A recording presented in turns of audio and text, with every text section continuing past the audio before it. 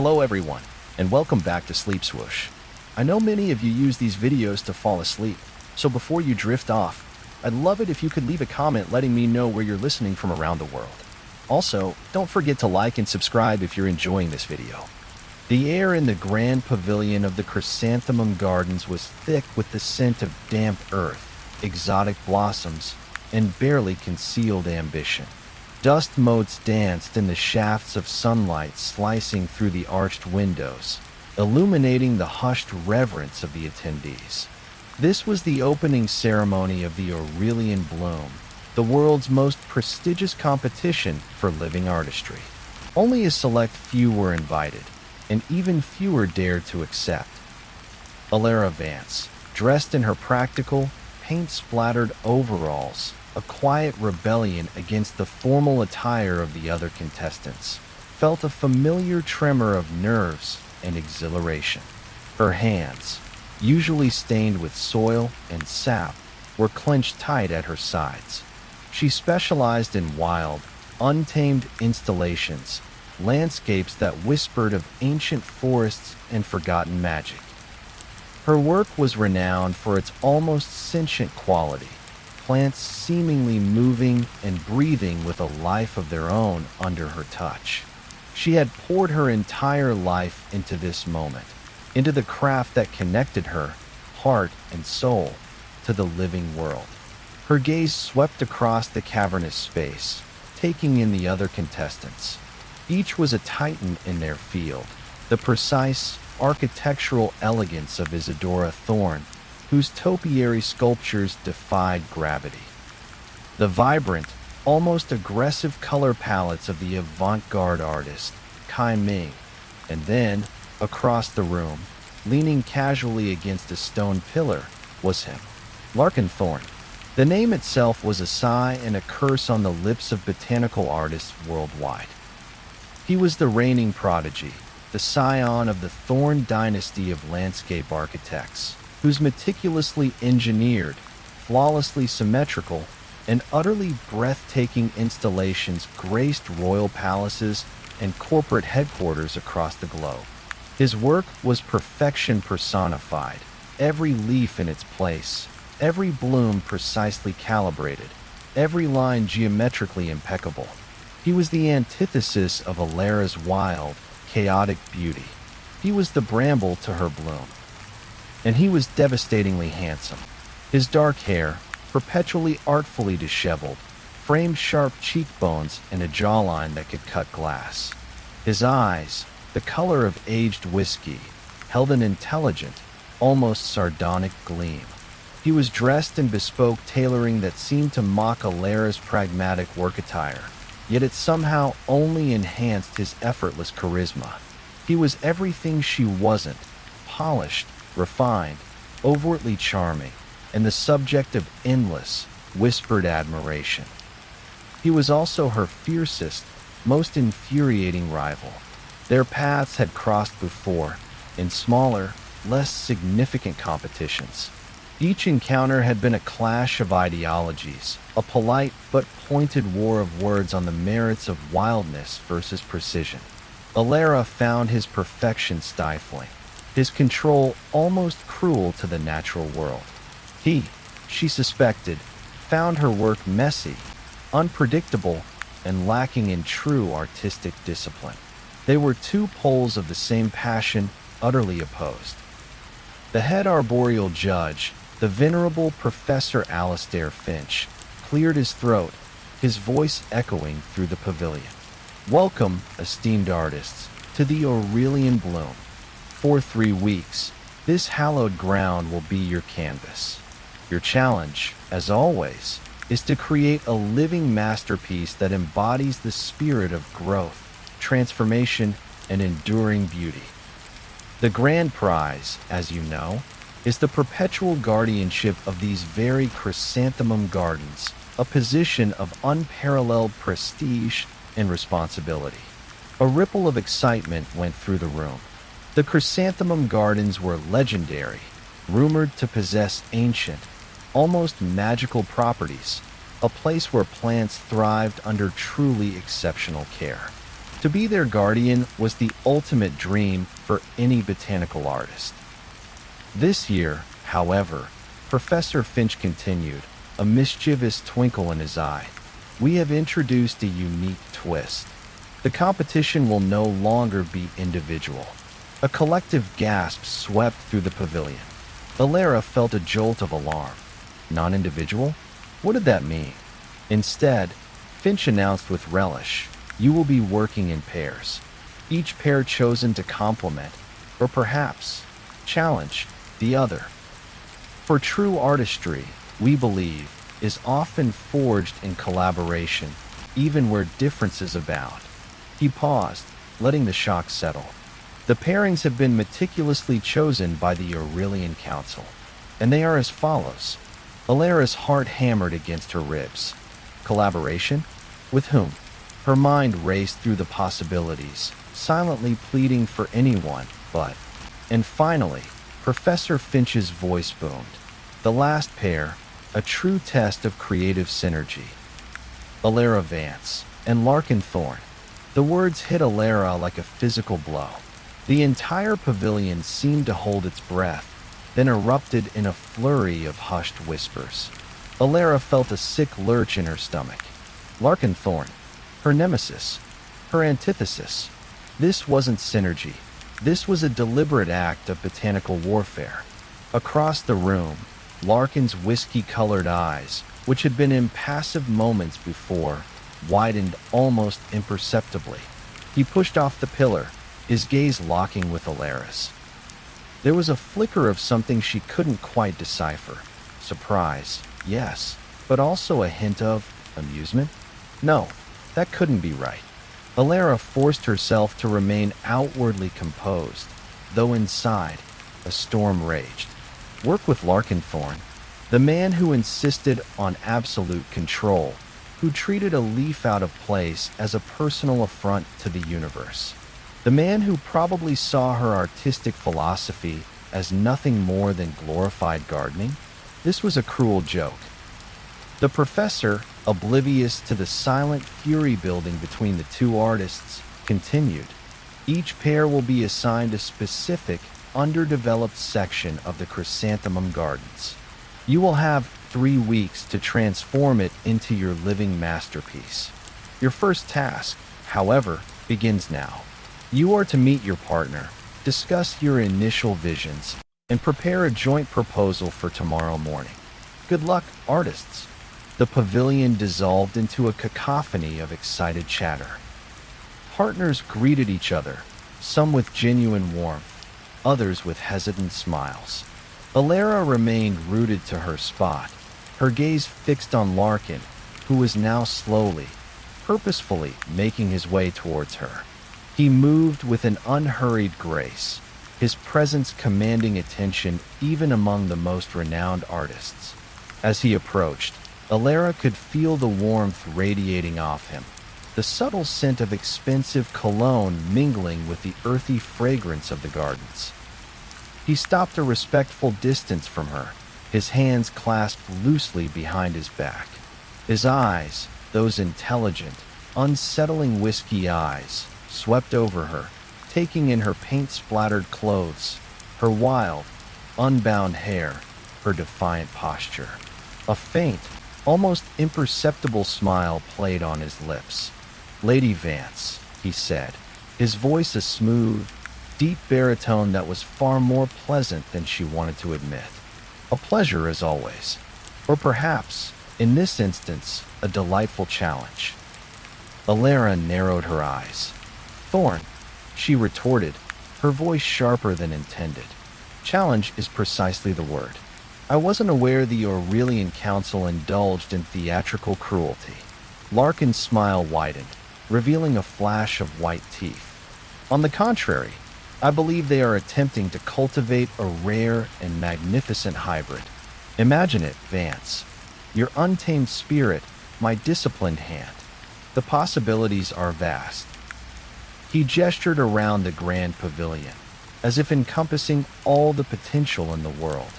Or disastrous, Alara countered, her arms now crossed defensively over her chest. My work breathes, Thorn, yours is embalmed perfection. We are diametrically opposed. And yet, Larkin stepped a fraction closer, his voice dropping slightly. The most potent forces often exist in opposition. Light and shadow, chaos and order, perhaps even bloom and bramble. His eyes held hers, a challenge, a dare. Isolde felt a flicker of something she dared not name, an unexpected thrill, a pull of curiosity. She hated that he could so easily articulate the very essence of their artistic rivalry, and yet also articulate the undeniable potential. He saw her, perhaps, more clearly than any other rival ever had, and that was utterly terrifying. So, Larkin continued, breaking the charged silence. Our section of the gardens awaits.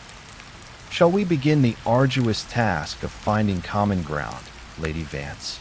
Or shall we simply declare a botanical stalemate now and spare ourselves 3 weeks of mutual artistic torture? He extended a hand, not for a handshake, but an open, inviting gesture towards the arched doorway leading out into the sprawling, verdant mystery of the chrysanthemum gardens. Alara looked at his hand, then at his face, seeing the challenge, the undeniable charisma, and the spark of genuine anticipation in his eyes. He was her rival, her opposite, the man she loved to hate. And now, for the next 3 weeks, he was her partner. The grand prize of the chrysanthemum gardens, and perhaps something far more profound, hung in the balance. The Aurelian bloom was about to get very interesting. The section of the chrysanthemum gardens assigned to Alara Vance and Larkin Thorn was, to put it mildly, a challenge. It was a neglected, overgrown plot tucked away behind a sprawling ancient greenhouse, a place where wild roses had become thorny brambles and towering weeds choked delicate ferns. A crumbling stone archway, draped in thick, suffocating ivy, marked its entrance. It was a forgotten corner, a testament to years of benign neglect, and in its disarray, Alara saw a raw, beautiful potential. Larkin, she suspected, saw only a monumental mess. As they stepped into their designated plot, the air grew noticeably cooler, the sounds of the bustling grand pavilion fading into a hushed stillness. The scent of decaying leaves mingled with the sweet, almost intoxicating aroma of night-blooming jasmine that had clearly run wild. Sunlight dappled through the dense canopy of ancient trees, creating shifting patterns on the moss-covered ground. Larkin, always impeccably composed, surveyed the scene with a critical eye, his brow furrowed in a slight frown. He pulled a small, silver-bound notebook and a pen from his inner jacket pocket, already making rapid, precise annotations. Remarkable, he murmured, more to himself than to her. A true wilderness. One might almost call it charming in its utter lack of order.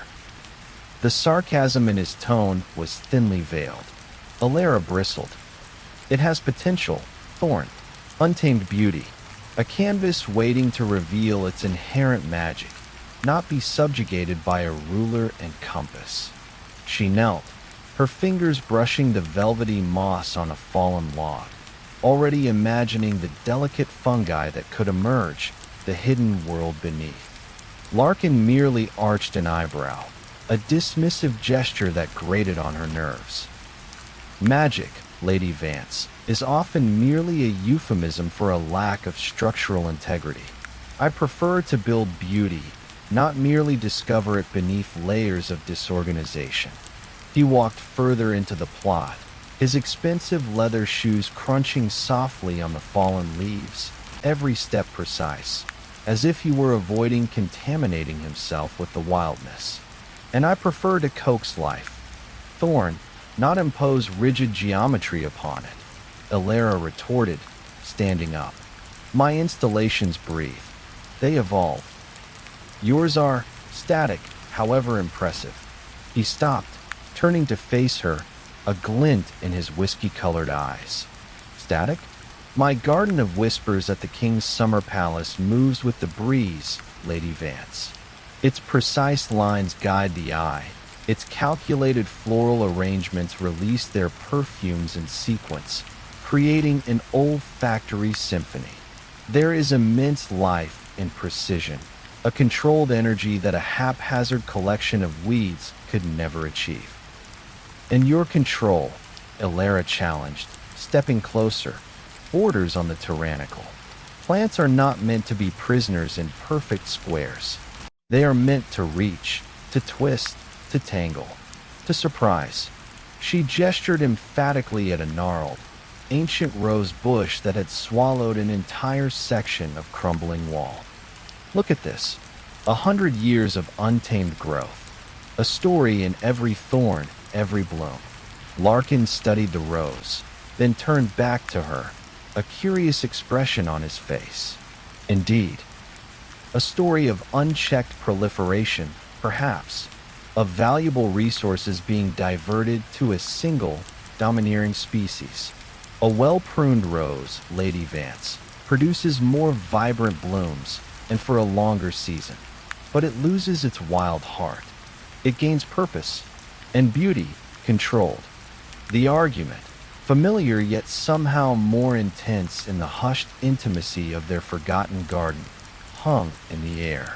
Their conflicting philosophies were not just about gardening. They were about their very approaches to life, to art, to control and freedom. Larkin finally sighed, running a hand through his dark hair. This is unproductive. We have a joint proposal due tomorrow. Professor Finch specifically mentioned synergy, not endless ideological debate. Do you have any practical ideas for this charming wilderness? Elara crossed her arms, refusing to be baited. I envision a narrative. A journey through layers of growth, from the primordial chaos to a moment of breathtaking, delicate beauty. We could use the existing wildness as a foundation, letting the natural forms dictate the flow, enhancing them, perhaps adding subtle, luminous fungi or bioluminescent mosses to guide the viewer at night. Larkin's jaw tightened. Bioluminescent mosses? You intend to turn this into some sort of botanical night circus? I was thinking of clearing the undergrowth, establishing a series of tiered, formal beds leading to a central, geometrically perfect water feature.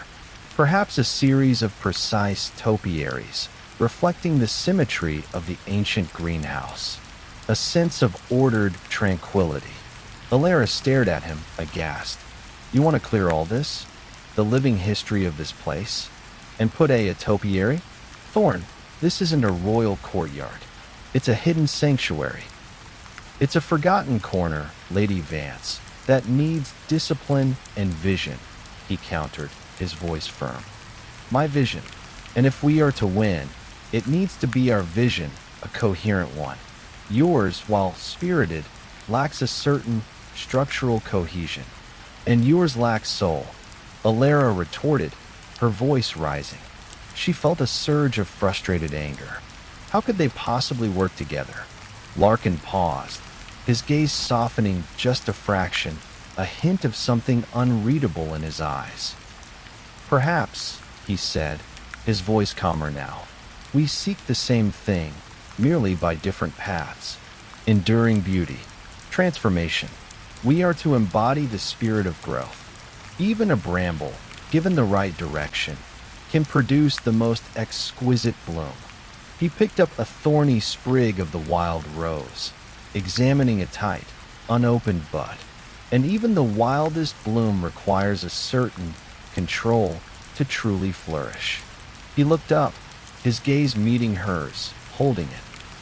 The tension between them was palpable, a live current sparking in the air, not just of rivalry, but of something else, something unspoken.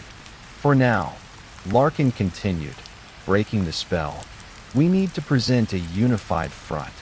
I suggest we each sketch our initial concepts for the section. Then, we can attempt to integrate them. Find the common ground you spoke of, Lady Vance. Or failing that, find a compromise. I have a rather detailed survey of this plot from the garden's archives. It might provide some objective data. He pulled out a rolled-up parchment from a sleek leather case he carried, its edges yellowed with age.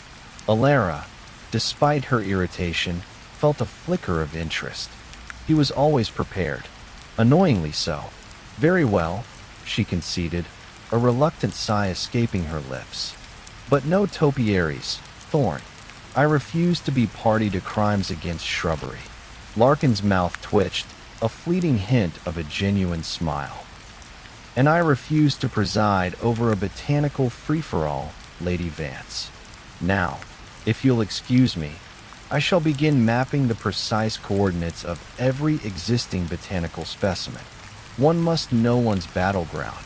After all, he turned, already pulling a laser measuring device from another pocket, and began to move methodically through the dense undergrowth, his movements precise and purposeful.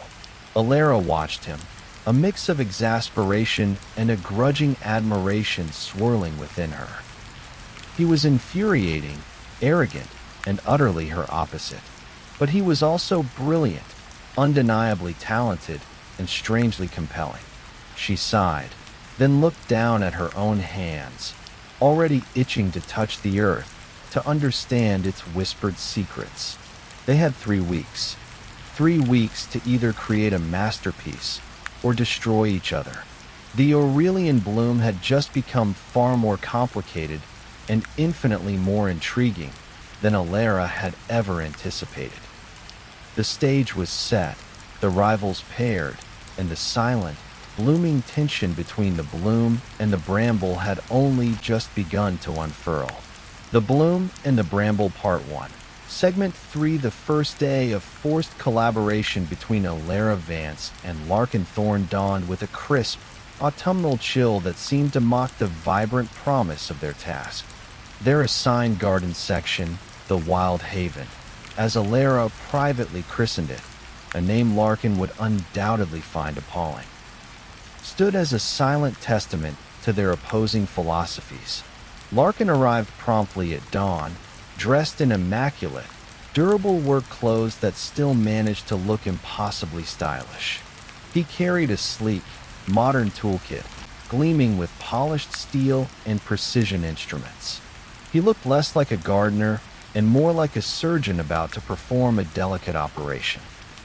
Alara, on the other hand, was already there, hair tied back with a piece of twine, hands already stained with soil, her well-worn gardening gloves tucked into her back pocket. She greeted him with a single, curt nod, then turned back to studying a particularly tenacious patch of bindweed. "Good morning, Lady Vance," Larkin said, his voice as smooth and measured as ever. He pulled out a large, waterproof tablet, tapping at its screen. "I've uploaded the archival survey. As you can see, this section was once a formal knot garden in the late 18th century, then a rose labyrinth, before being repurposed as a holding nursery for exotic species, and finally, abandoned. The underlying irrigation system, though defunct, is still traceable. My proposal involves restoring a classical layout, incorporating elements of the knot garden with modern, self-regulating subsurface irrigation." He gestured grandly at the overgrown wilderness. Alara, however, wasn't looking at his tablet. She was tracing the gnarled roots of an ancient wisteria vine that snaked across the crumbling archway. "And destroy all this?" she asked, her voice laced with incredulity. "The layers of history? The natural evolution of this space? This wisteria alone tells 1,000 stories. To rip it out for an 18th century knot garden? It's sacrilege." Larkin sighed, a slow, deliberate exhalation that spoke volumes of his exasperation. "It's called restoration, Lady Vance, not destruction. We preserve the historical integrity while bringing order to chaos. And the wisteria, while visually imposing, is choking the very archway it claims to adorn. It needs judicious pruning, or perhaps retraining to a more appropriate structure. And I say it needs to be honored. Its very wildness is its strength. We could create a passage through it, not against it. Alara walked towards the archway, her hand reaching out to touch the thick, woody stems. She imagined a path carved through the dense foliage, lit by soft, hidden lights, revealing glimpses of the GA. Then beyond, like discovering a secret, Larkin closed his tablet with a soft click. Then perhaps we begin by delineating our respective zones of influence. You may honor the wisteria, Lady Vance, while I shall endeavor to establish some semblance of order in this. He gestured vaguely at the rest of the plot. Jungle. He then produced a roll of bright orange flagging tape and a spool of twine. I shall begin by marking out the central axis and the primary radial lines. Alara watched him, a knot of frustration tightening in her stomach. He was methodical, precise, and utterly unyielding. She, however, wouldn't be confined to a zone of influence. Her art knew no boundaries. For the next few hours, they worked in a tense, unspoken truce, each carving out their own small kingdoms within the larger wilderness. Larkin, with his laser level and measuring tapes, began to meticulously clear patches of ground, laying down geometric patterns with his orange tape, meticulously pruning back invasive species to reveal the skeletal remains of what might have been a pathway.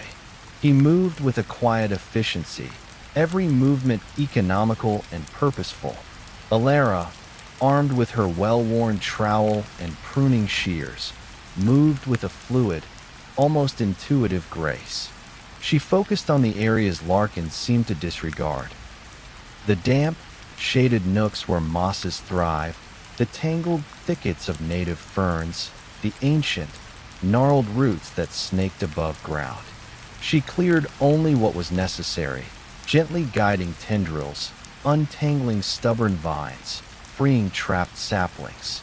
She worked by feel, by instinct, sensing the subtle whispers of the living world. The tension between them, however, was a constant, almost tangible presence. Every now and then, one would inadvertently encroach upon the other's zone. Lady Vance. Larkin's voice cut through the rustle of leaves, cool and precise. You are bordering dangerously close to my intended symmetrical water feature. I require this space for a clear sightline.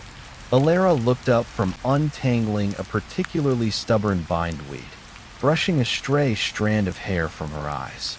And you, Thorn, are about to sever the roots of a rare golden orchid, a wild variety, if your clear sightline continues its brutal path.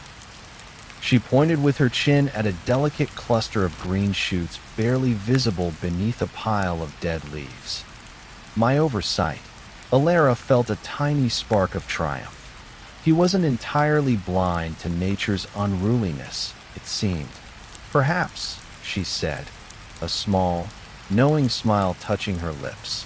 Sometimes you have to get your hands dirty to find the true gems. He looked up at her, a faint flush coloring his cheekbones, his gaze lingering for a moment longer than necessary. Perhaps, he conceded, a hint of something unreadable in his whiskey eyes. As the sun climbed higher, casting long shadows, a companionable silence, albeit a somewhat strained one, settled between them. They worked, side by side yet distinctly apart, two artists with radically different visions, slowly shaping the raw material of their canvas. Lunch came in the form of a pre-packed, elegantly presented bento box for Larkin, and a crumpled paper bag containing a homemade sandwich and an apple for Alara. They sat on opposite ends of a mossy stone bench, eating in silence, the only sounds the chirping of unseen birds and the gentle rustle of leaves. Alara found herself stealing glances at Larkin. He ate with the same precise movements he applied to his gardening, every bite controlled, every movement efficient. He was infuriatingly neat. And yet, there was something undeniably captivating about his focused intensity, even when applied to a simple meal. So, Alara finally broke the silence, brushing crumbs from her overalls. The proposal for tomorrow. How do we reconcile Botanical Night Circus with classical knot garden? Larkin finished his last bite, meticulously wiping his mouth with a crisp napkin. A valid question, Lady Vance. I propose a modular approach. We divide the space into distinct zones, each reflecting one of our individual strengths, connected by transitional pathways. A dialogue, if you will, between order and chaos. A polite argument, you mean, Alara countered, but her mind was already turning over the idea. It wasn't ideal, but it was a start, a compromise. And who dictates the flow between these dialogues? That, Larkin said, his eyes meeting hers, will be our shared challenge, the narrative of the journey. Perhaps we can find a natural rhythm within the space itself, or create one. He rose, walking towards a particularly dense thicket of brambles, his laser device still in hand. I've discovered something rather interesting here, based on the archival maps. A source of life, hidden in the wild. It could symbolize the deep, ancient magic of the gardens themselves. A source from which both wild growth and disciplined beauty could draw. Larkin looked at her, a rare, genuine smile touching his lips. It was a smile that transformed his sharp features, softening his stern expression, revealing a warmth that took Alara by surprise. Exactly, Lady Vance. A focal point that allows for both your narrative and my structure.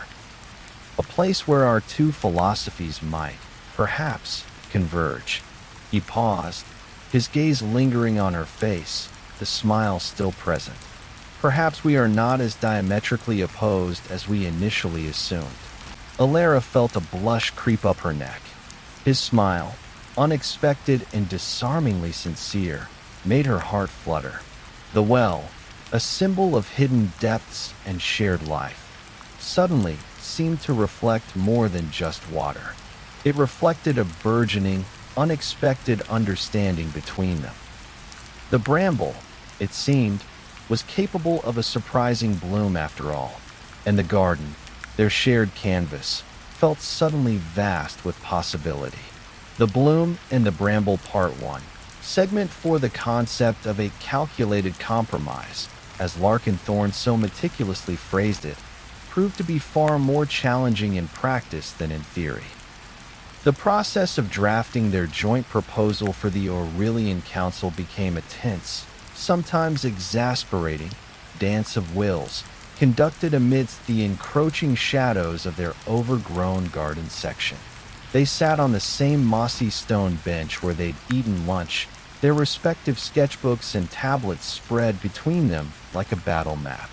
Alara's sketchbook overflowed with fluid, organic lines, wild splashes of color, and notes about native species and bioluminescent fungi. Larkin's tablet displayed precise C80 renderings, intricate irrigation schematics, and elegant, almost architectural, plant placements. So, Larkin began, tapping a stylus against his tablet. The central well is our anchor, a clear focal point. Around it, I propose a series of concentric circles, perhaps in varying heights, creating a sense of natural amphitheater. We can use native ferns and mosses for the outer rings, allowing for your natural evolution and transition to more structured, formal arrangements closer to the well itself. Alara chewed on the end of her pencil, skepticism etched on her face. Concentric circles?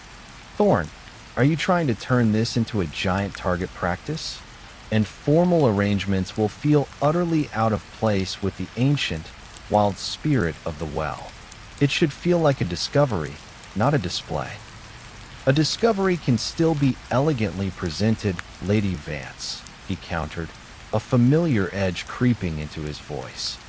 Imagine the water feature at the well's center, precisely illuminated, reflecting the structured plantings around it, creating a calming, contemplative space.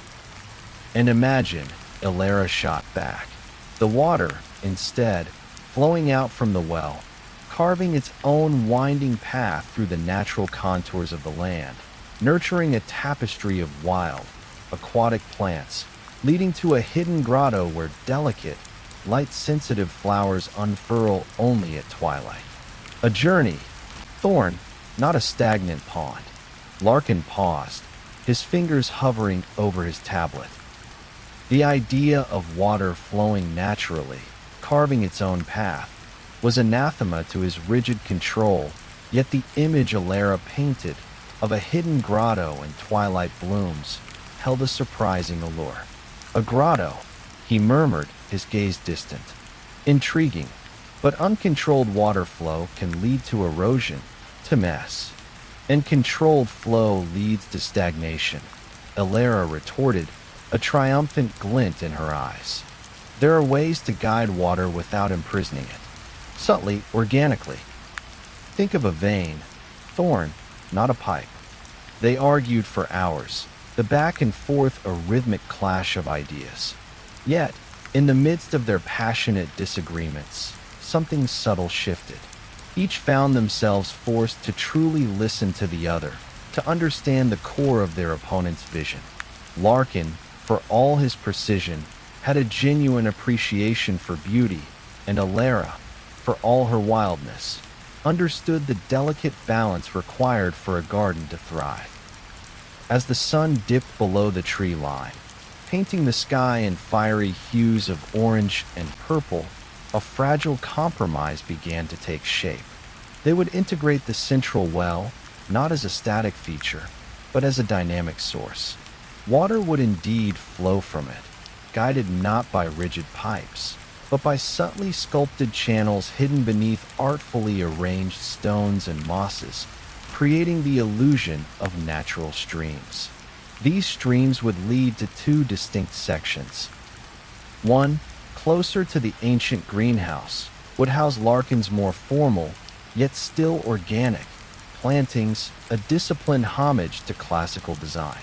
The other, extending deeper into the wildest part of their plot, would be Elara's domain, a carefully curated wilderness where rare, wild species would thrive, illuminated by her bioluminescent mosses.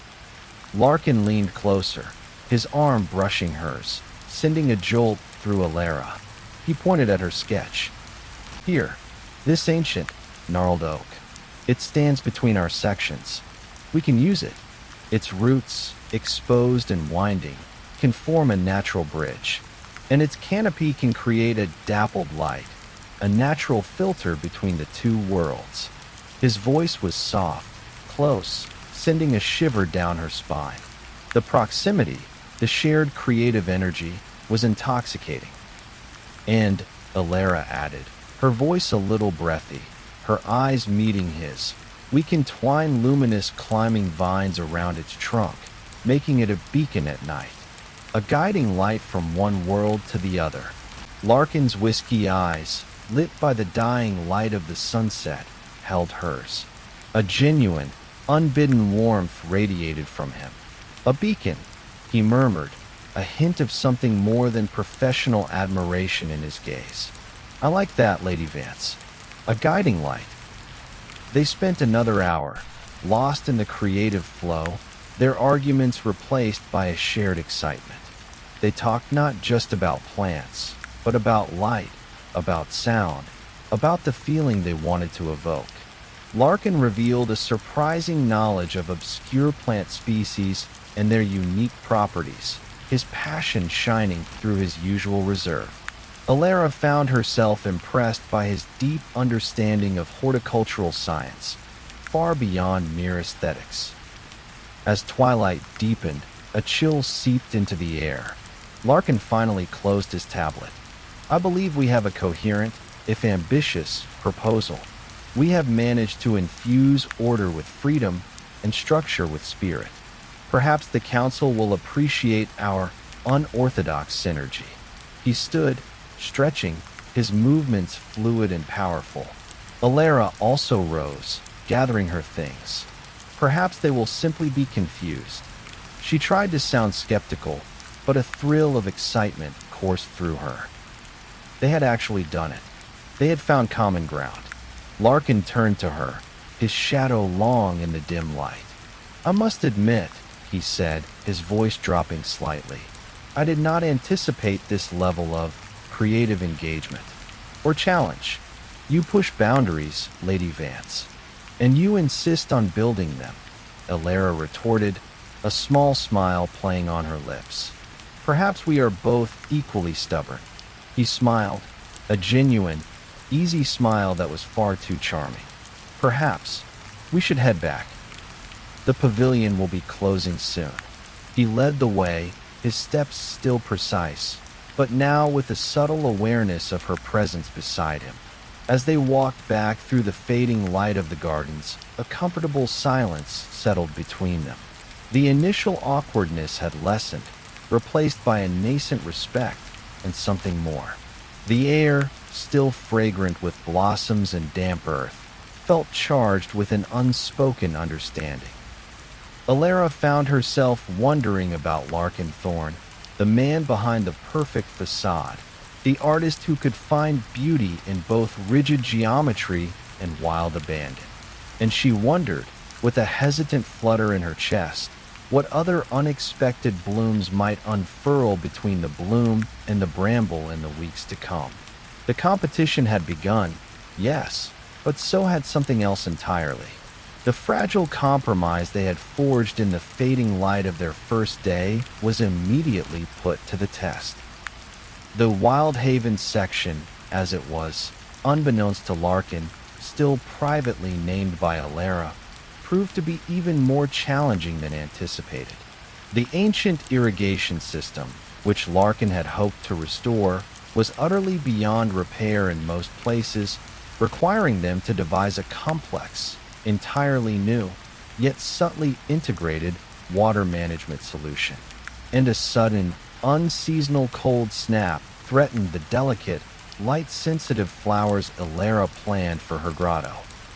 Their days became a grueling marathon of planning, planting, and problem-solving. They worked from dawn until dusk, often long after the other contestants had retired, bathed in the soft glow of portable work lights. The initial tension of their rivalry gradually began to morph into something more akin to a competitive synergy. Their arguments, though still frequent, became less about philosophical differences and more about practical solutions, delivered with a rapid-fire wit that often left them both smiling, despite themselves. Larkin, with his meticulous eye for detail and his unparalleled knowledge of horticultural engineering, devised an ingenious subsurface capillary system that mimicked natural groundwater flow, directing water from the restored well to both his formal beds and Alara's wild grotto without resorting to visible pipes. He was remarkably adept at improvising solutions when his perfect plans met the unpredictable realities of their wild plot. Alara, in turn, with her intuitive understanding of plant ecology and her uncanny ability to coax life from the most stubborn soil, transformed his geometrically precise beds into living tapestries. She softened his rigid lines with cascades of flowering vines, introduced companion plants that enhanced both beauty and resilience, and found unexpected pockets of native species that thrived precisely where his plans had designated for imported blooms. She taught him about the subtle language of the earth, about listening to the land rather than simply imposing upon it. They found themselves relying on each other in unexpected ways. One blustery afternoon, as they attempted to secure a particularly heavy, gnarled ancient rose root that Alara wanted to incorporate into her wild section, the ground gave way, sending a cascade of loose soil and stones tumbling down a small incline. Alara slipped, her footing lost. Alara. Larkin's voice was sharp with alarm. He dropped his tools and lunged, his hand shooting out to grasp her arm. He pulled her against him, steadying her, his body a solid, warm anchor against the shifting earth. For a breathless moment, they stood pressed together, his strong arm wrapped around her waist, her hand splayed against his chest.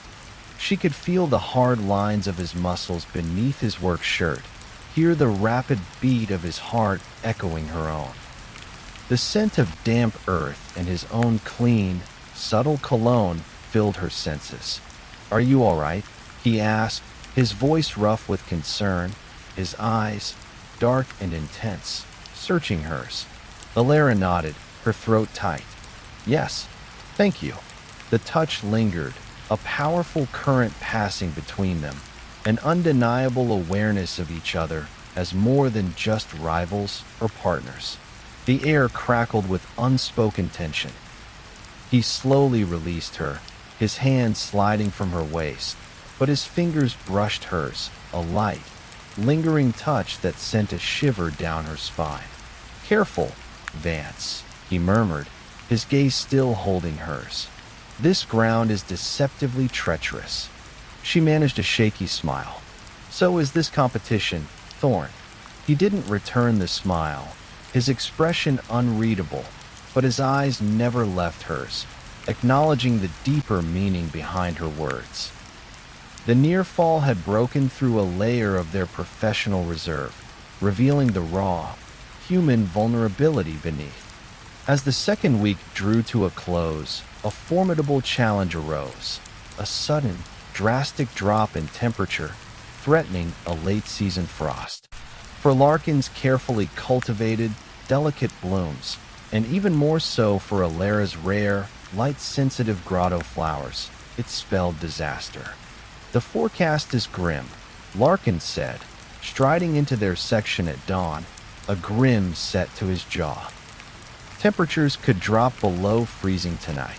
The Aurelian Council provides emergency protective coverings, but they're standard issue, not designed for the specific needs of your grotto, Lady Vance." Alara's heart sank. Her bioluminescent mosses and twilight blossoms were incredibly fragile. A single night of hard frost could destroy weeks of painstaking work, and more importantly, kill the precious, rare species she had painstakingly nurtured. "There has to be another way," she murmured, looking desperately at the vulnerable plants. "We can't just cover them up. They need light, they need warmth, but they can't be suffocated." Larkin, for once, didn't have a ready answer. He ran a hand through his hair, a rare sign of genuine frustration. "We could attempt a temporary internal heating system for the grotto, but it would be complex and risky to the plants." "And the well," Alara suddenly mused, her eyes scanning their section. "It draws from deep within the earth. The water is warmer, and we have the natural flow system we devised." Larkin looked at her, a spark of understanding in his eyes. "You're thinking of a thermal transfer, circulating the warmer well water through a closed system around the most vulnerable plants, creating a microclimate." "Exactly," Alara exclaimed, excitement replacing her despair. "If we can use the capillary system you designed, divert a portion of the warmer well water, perhaps through porous clay pipes buried close to the root systems, we could raise the ambient temperature just enough. It's risky, but it might work." It was a daunting task. They spent the entire day, and well into the night, working frantically. They dug narrow trenches, carefully laid clay pipes, rerouted sections of the capillary system, and fashioned makeshift insulation from fallen leaves and moss, all by the dim glow of headlamps. Their movements were synchronized, a silent ballet of shared purpose. Larkin's hands, usually so precise, were now grimy with earth, his face streaked with dirt, but he worked with an intense focus, his brow furrowed in concentration. Alara, equally exhausted, moved with an almost feverish energy, her knowledge of the plants guiding her every decision. The cold bit at their exposed skin. Their breath plumed in the frigid air. At one point, Larkin, seeing Alara shiver uncontrollably, stopped. He took off his own thick, cashmere scarf, surprisingly practical for his perfect persona, and gently, almost hesitantly, wrapped it around her neck. "You'll freeze, Vance," he said, his voice softer than usual. "You're too dedicated for your own good sometimes." Alara looked at him, touched by the unexpected gesture. The warmth of the scarf, permeated with his subtle scent, was a comforting presence against her skin. "And you, Thorn," she managed, a faint smile touching her lips, "are surprisingly considerate for your own good sometimes." He didn't reply, just met her gaze for a long moment, a depth of emotion in his whiskey eyes that transcended their rivalry. The shared struggle, the silent understanding that passed between them, was forging a bond stronger than any competition. They were no longer just rivals. They were partners in the truest sense of the word, fighting for the life of their creation and perhaps for something more. As the first tendrils of frost began to appear on the leaves around them, they finished their work, exhausted but exhilarated. They had managed to create a network of warmth, a fragile shield against the encroaching cold. They stood side by side, watching the delicate bioluminescent mosses in the grotto begin to glow faintly, their soft light a beacon against the deepening chill of the night.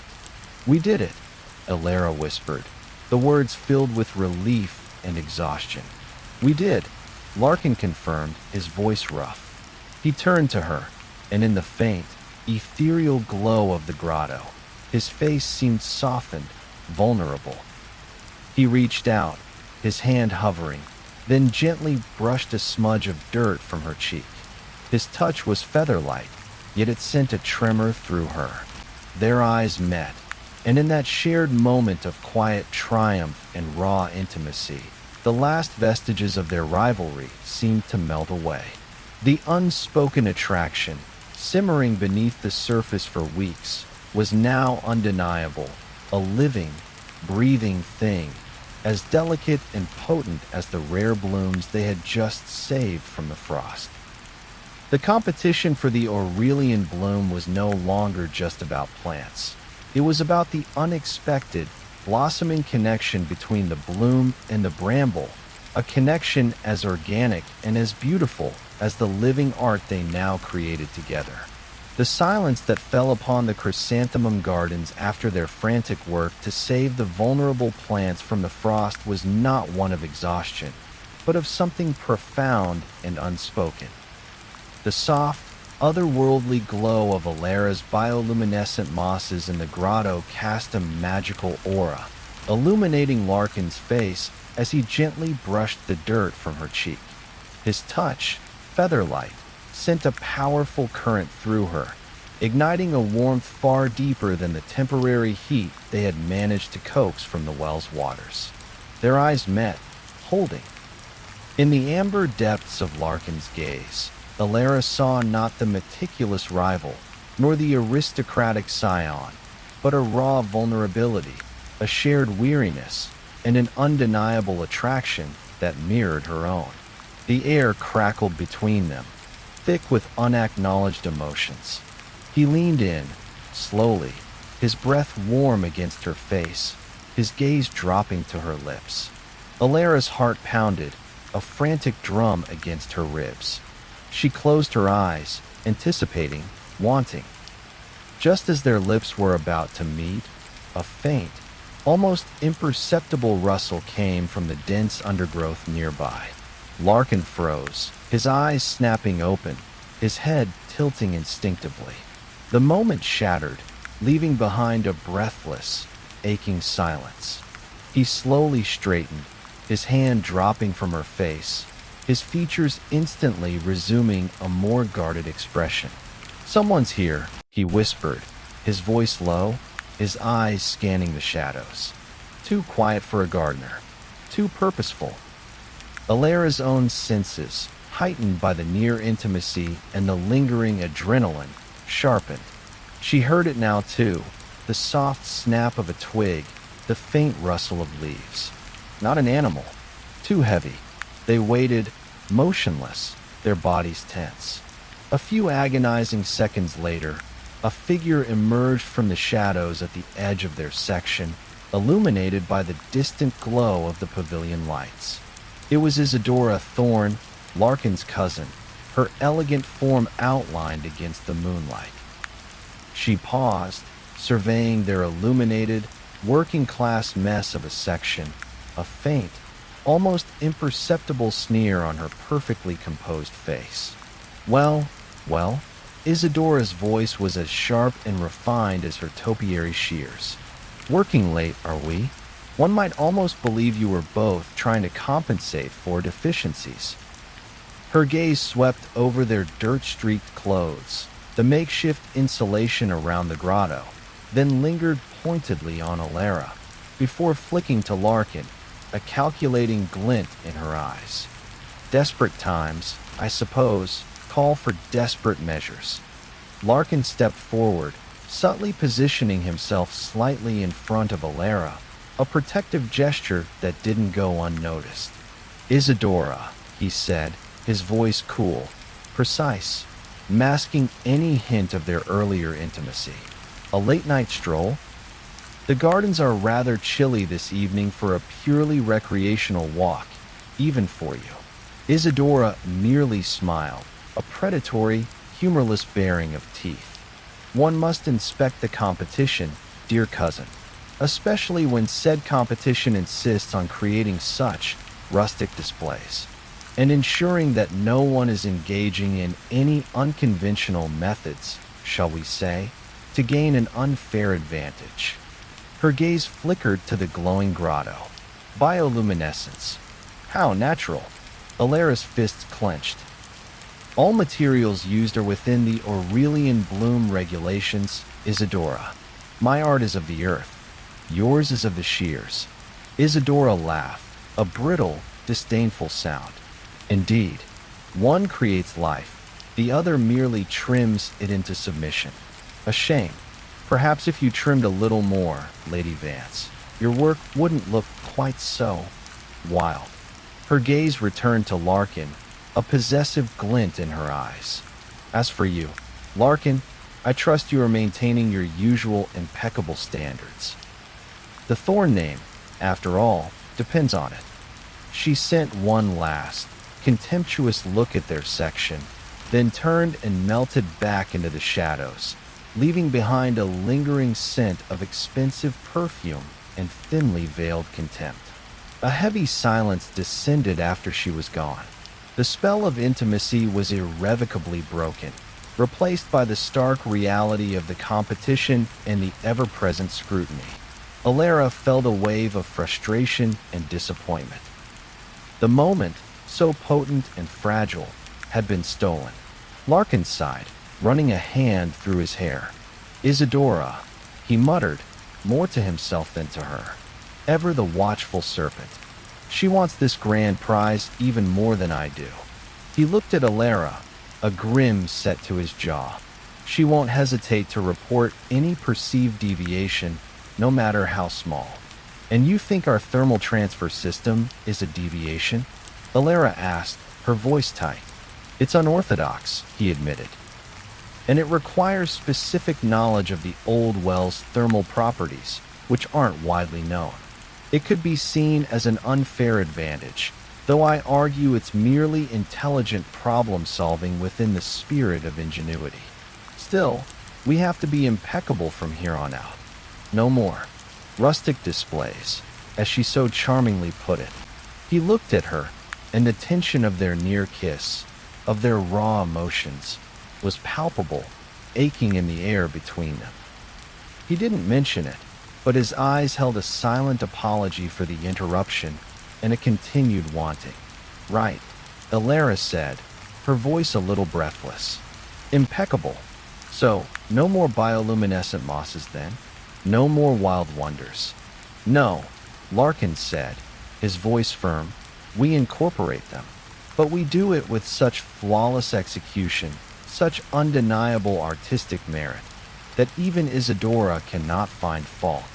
We prove her wrong, Vance, with our brilliance, with our synergy. He emphasized the last word, a subtle acknowledgement of the unspoken connection between them.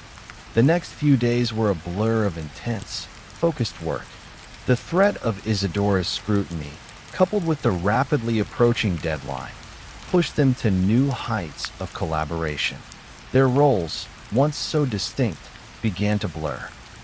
Larkin found himself digging, shaping soil with his bare hands, getting truly dirty for the first time in his life, and discovering a profound satisfaction in the tactile connection to the earth. Alara, in turn, learned to appreciate the precision of his planning, the way a subtle line or an invisible support structure could enhance the natural beauty without suffocating it. She found herself consulting his detailed diagrams, understanding the logic behind his seemingly rigid demands. They argued less and conversed more. They shared ideas, laughing sometimes at their past stubbornness, their initial, almost childish, refusal to see the other's point of view. Larkin spoke of the architectural marvels of famous gardens, and Alara shared stories of ancient forests and the language of root systems. They discovered a mutual passion for rare specimens, a shared fascination with the intricate dance between human intervention and nature's will. The grotto, protected by their ingenious thermal system, bloomed, its light-sensitive flowers unfurling in a soft, ethereal glow each twilight, drawing butterflies even in the cool air. The well, restored to its ancient glory, now subtly pulsed with life, its gently flowing water nourishing both Larkin's disciplined beds and Alara's wild landscape. The ancient oak, their bridge, became a true symbol of their collaboration, its gnarled trunk now adorned with luminous vines, guiding the eye from formal elegance to wild enchantment. One evening, as they were applying the finishing touches to the grotto's entrance, Larkin meticulously placing the last, perfectly smooth stone, Alara delicately arranging a cascade of trailing ferns, their hands brushed. This time, there was no interruption. Their fingers intertwined, holding. Larkin slowly turned to face her, his hands, still clasped with hers, now covered in earth and moisture. His whiskey eyes, reflecting the soft glow of the bioluminescent moss, were warm, open, vulnerable. Alara, he said, her name a soft breath on his lips, the formality of Lady Vance finally shed. This, what we've created, it's truly beautiful. It is, Alara agreed, her voice thick with emotion. Our bloom, our bramble. He squeezed her hand, his gaze unwavering. And this, he murmured, his thumb stroking the back of her hand, is even more so. He leaned in, slowly, deliberately, giving her every opportunity to pull away. But Alara didn't. She leaned in too, her heart soaring. This time, their lips met. It was a tentative, yet profound kiss, tasting of damp earth, blooming night flowers, and a promise finally acknowledged. It was a kiss born of shared struggle, mutual respect, and a slow, undeniable burn of attraction that had finally blossomed amidst the wild beauty of their creation. The competition was almost over, but their story, their unexpected, intricate, and utterly beautiful romance, had just truly begun. They had created a masterpiece in the garden, but a deeper, more personal masterpiece had bloomed between them. The kiss, bathed in the ethereal glow of the grotto, was a silent earthquake. It was soft, hesitant at first, then deepened with a raw, undeniable emotion that had simmered between them for weeks. It tasted of damp earth, night-blooming jasmine, and the heady rush of a dam finally breaking. When Larkin finally pulled away, His eyes, dark and heavy-lidded, searched hers with an intensity that stole her breath. "Alara," he whispered, his voice rough, her name a fragile thread between them. He reached up, his thumb tracing the line of her jaw, his touch sending shivers down her spine. I didn't anticipate this." "Neither did I, Thorn," Alara confessed, her voice equally breathless. Her heart was still hammering against her ribs, a wild drumbeat echoing the bioluminescent pulse of the grotto. The reality of their situation, the competition, Isadora's omnipresent scrutiny, was a distant hum compared to the roaring silence of their connection. He chuckled softly, a low, melodic sound that warmed her to her core. "Larkin," he corrected gently, his thumb now brushing over her lower lip. "My name is Larkin." "Larkin," she repeated, the name feeling foreign yet strangely right on her tongue. The simple shift in address felt monumental, a definitive step across a threshold they had long circled. He leaned in again, his gaze dropping to her lips, a silent question in his eyes. Alara didn't hesitate this time. She leaned in, meeting him halfway, her hand rising to cup his cheek. The second kiss was deeper, surer, a promise whispered against the backdrop of their living masterpiece. It was a fusion of two souls, once rivals, now inextricably intertwined, their artistic passions mirroring the burgeoning fire between them. They lingered for a long moment, lost in the quiet intimacy of the glowing grotto, until the first faint sliver of dawn began to paint the eastern sky. A collective groan from the awakening birds reminded them of the encroaching day and the rapidly approaching deadline. "We should go," Alara finally whispered, reluctantly pulling away, a lingering warmth clinging to her lips. "The final week starts today. We have so much left to do." Larkin nodded, his expression still soft, his eyes holding a new, lingering tenderness. "Indeed, and Isadora will be watching. She knows something has shifted." His words, though practical, carried a different weight now, a shared secret between them. The next few days were a whirlwind of focused, intense creation, but with an entirely new undercurrent. The tension between them had transformed into a vibrant, almost electric energy. Their artistic partnership, already remarkable, deepened into an unspoken language, a seamless flow of ideas and execution. They moved around their section of the chrysanthemum gardens like two halves of a whole, anticipating each other's needs, finishing each other's artistic sentences. Larkin, always the master of precision, now incorporated a surprising organic flow into his designs, inspired by Alara's wild vision. He learned to appreciate the beauty of a slightly asymmetrical curve, the art of controlled spontaneity.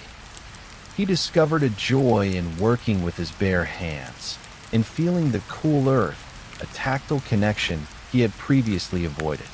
He even caught himself humming softly as he meticulously placed a rare, iridescent fern, something Alara had never imagined possible from the stoic Larkin Thorn. Alara, in turn, found herself embracing a new appreciation for structure. Larkin taught her the power of subtle lines, of carefully placed sight lines that guided the viewer's gaze, of how discipline could enhance, rather than stifle, natural beauty. She learned that a touch of precision could elevate her wild installations, giving them a more profound sense of purpose and presence. She consulted his CAD designs, finding unexpected beauty in the clean lines and meticulous calculations. Their conversations now veered effortlessly from botanical Latin to shared laughter, from heated debates about soil pH to soft, whispered confessions about their dreams and fears. They talked about their pasts, the pressures of their families, the loneliness of their respective artistic paths. Larkin revealed the immense weight of the Thorn legacy, the constant expectation of perfection that had stifled his own creative impulses. Alara spoke of her early struggles, her fight to prove that her intuitive, wild approach was valid, not merely untidy. In the shared vulnerability, their connection deepened, woven not just by touch, but by understanding. The garden section, their wild haven, a name Larkin had now secretly begun to appreciate, began to truly come alive. The restored well pulsed at its heart, its warm water feeding a winding, almost invisible stream that led to the glowing grotto. Larkin's formal beds, though structured, were now teeming with life, cascades of vibrant colors softening their edges, blurring the lines between order and wildness. And Alara's grotto, bathed in the ethereal glow of bioluminescence, was a secret, enchanted world, a place of quiet wonder and profound mystery. The ancient oak, their bridge, now stood as a proud testament to their fusion, its luminous vines weaving a spellbinding transition between their two worlds. As the final day dawned, exhausted but exhilarated, they surveyed their work. It was magnificent. It was theirs, a true fusion of bloom and bramble. Suddenly, a disturbance rippled through the usually serene morning air. Voices carried from the entrance of their section, hushed but urgent. Alara and Larkin exchanged a look, a shared apprehension. Professor Finch, the head arboreal judge, appeared, his face unusually grim. He was flanked by two other stern-faced judges, and, ominously, Isadora Thorne, her expression a mixture of triumph and barely concealed malice. "Lady Vance, Mr. Thorne," Professor Finch began, his voice devoid of its usual warmth. "We have received a formal complaint regarding your installation." Alara's heart seized. Larkin's hand, which had been resting on the small of her back, subtly tightened. He stepped forward, his posture radiating calm authority, even as Alara felt a chill of dread. "A complaint, Professor?" Larkin asked, his voice even, though Alara could feel the tension radiating from him. "On what grounds?" Isadora stepped forward, a sly smile gracing her lips. "On the grounds of unfair advantage, cousin. My sources inform me of your unorthodox methods. The use of a thermal transfer system, leveraging the unique properties of the ancient well, is clearly a circumvention of the spirit of the competition, which emphasizes natural growth and sustainable artistry, not technological manipulation of microclimates." Her gaze flicked to Alara's bioluminescent grotto and the bioluminescent moss. While technically organic, its propagation and enhancement through non-standard means could also be questioned. Professor Finch nodded, his expression grave.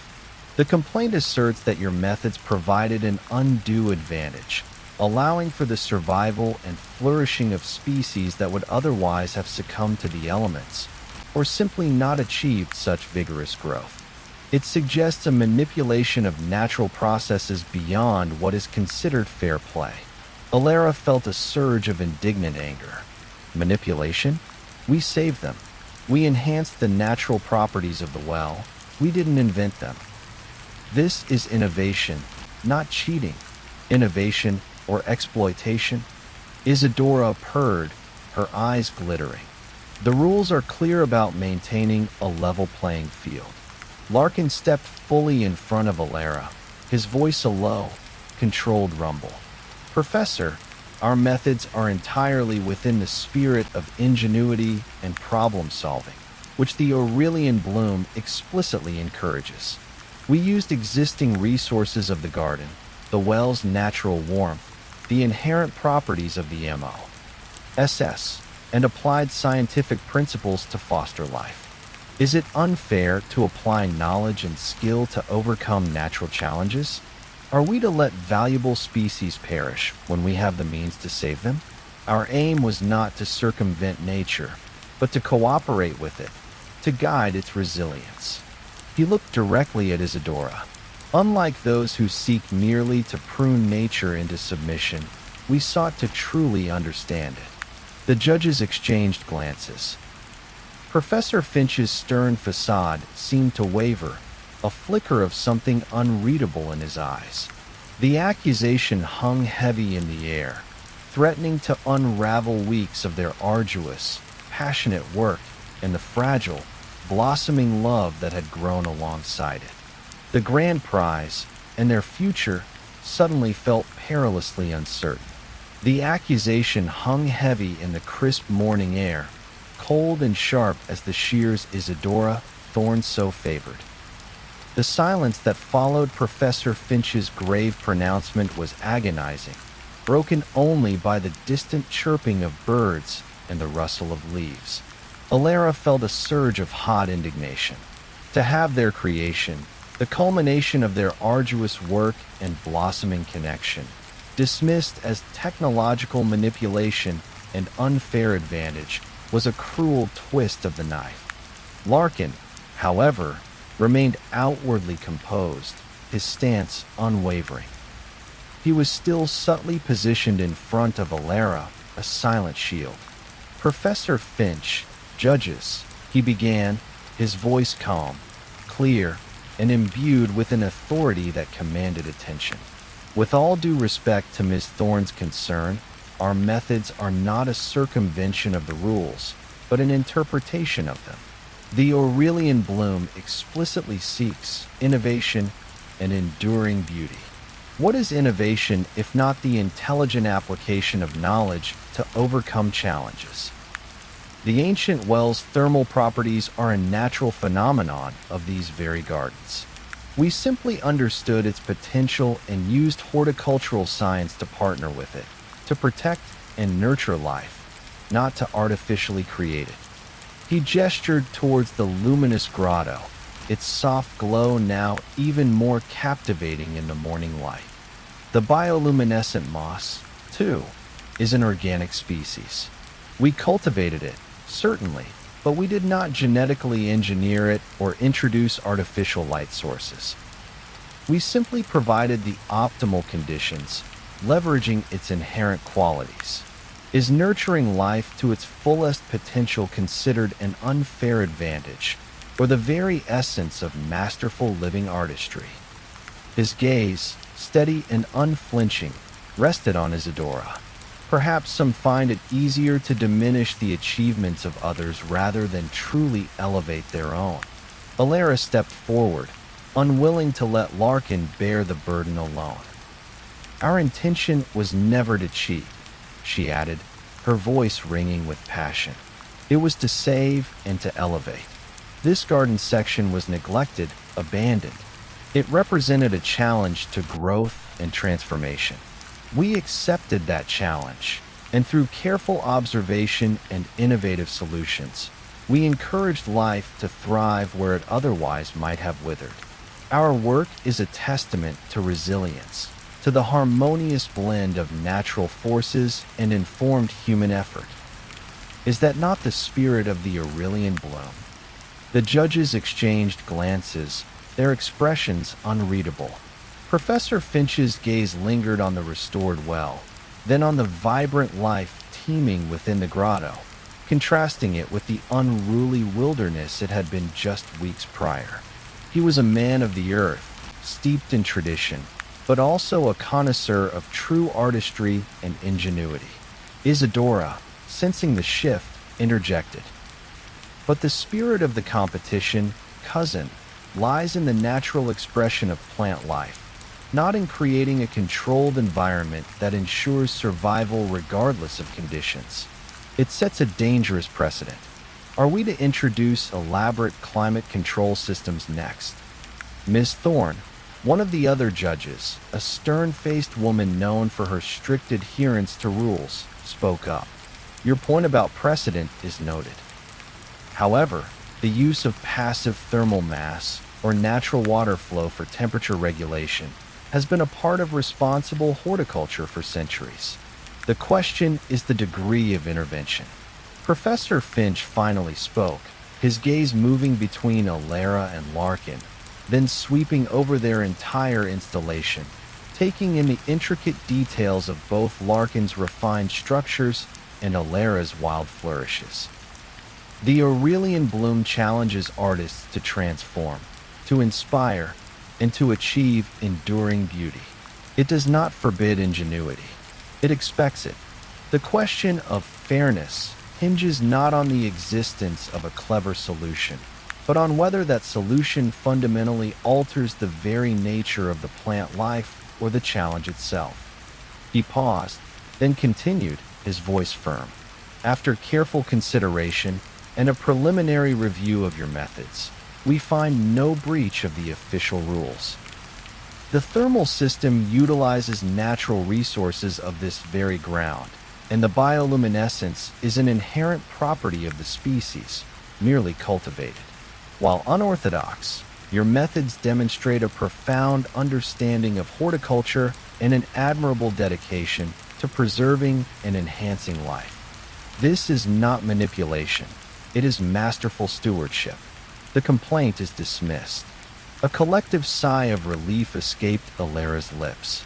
Larkin's hand, still on her back, gave a small, reassuring squeeze. Isadora's face, however, contorted into a mask of barely controlled fury. She glared at them, then spun on her heel and strode away, her defeat palpable. "Now," Professor Finch said, a faint smile finally touching his lips, "let us move on to the actual judging of your magnificent creation. We are intrigued to see the full breadth of what you have accomplished, Mr. Thorne, Lady Vance." As the judges began their detailed tour, scrutinizing every leaf, every bloom, every subtle curve and line of their installation, Alara and Larkin exchanged a look. The shared victory, the dismissal of the accusation, tasted sweeter than any individual triumph. It wasn't just about the plants. It was about their bond, their unspoken trust, their ability to face adversity together. They walked side by side behind the judges, pointing out details, explaining their choices, their voices harmonious, their gestures synchronized. Larkin described the engineering marvels of the hidden water system, crediting Alara's vision for its organic flow. Alara spoke of the botanical nuances of each plant, acknowledging Larkin's meticulous placement and structural support. They were a unified front, their individual brilliance amplified by their collaboration. The judges spent an unprecedented amount of time in their section, their murmurs growing increasingly impressed. In the grotto, bathed in the soft, otherworldly glow, Professor Finch simply stood in silence for a long moment, a look of profound wonder on his face. "This," he finally breathed, "is truly remarkable. A world within a world. It speaks of ancient magic and future possibilities." He turned to them, his eyes alight with admiration. "You have not merely created a garden, Mr. Thorne, Lady Vance. You have woven a narrative, a journey of transformation, of the wild embracing order, an order finding its soul in the wild. It is a testament to what can be achieved when opposing forces find harmony." As the judges finally moved on, Alara and Larkin remained behind, bathed in the soft, ethereal light of their grotto. Alara turned to Larkin, a wide, genuine smile gracing her lips. "We did it, Larkin," she whispered, her voice filled with quiet triumph. "We truly did." Larkin's gaze was fixed on her, his whiskey eyes soft, brimming with an emotion that made her heart ache. He reached out, his fingers gently brushing a stray lock of hair from her face. "No, Alara," he said, his voice low, husky. "We created something more than just a garden. We created this."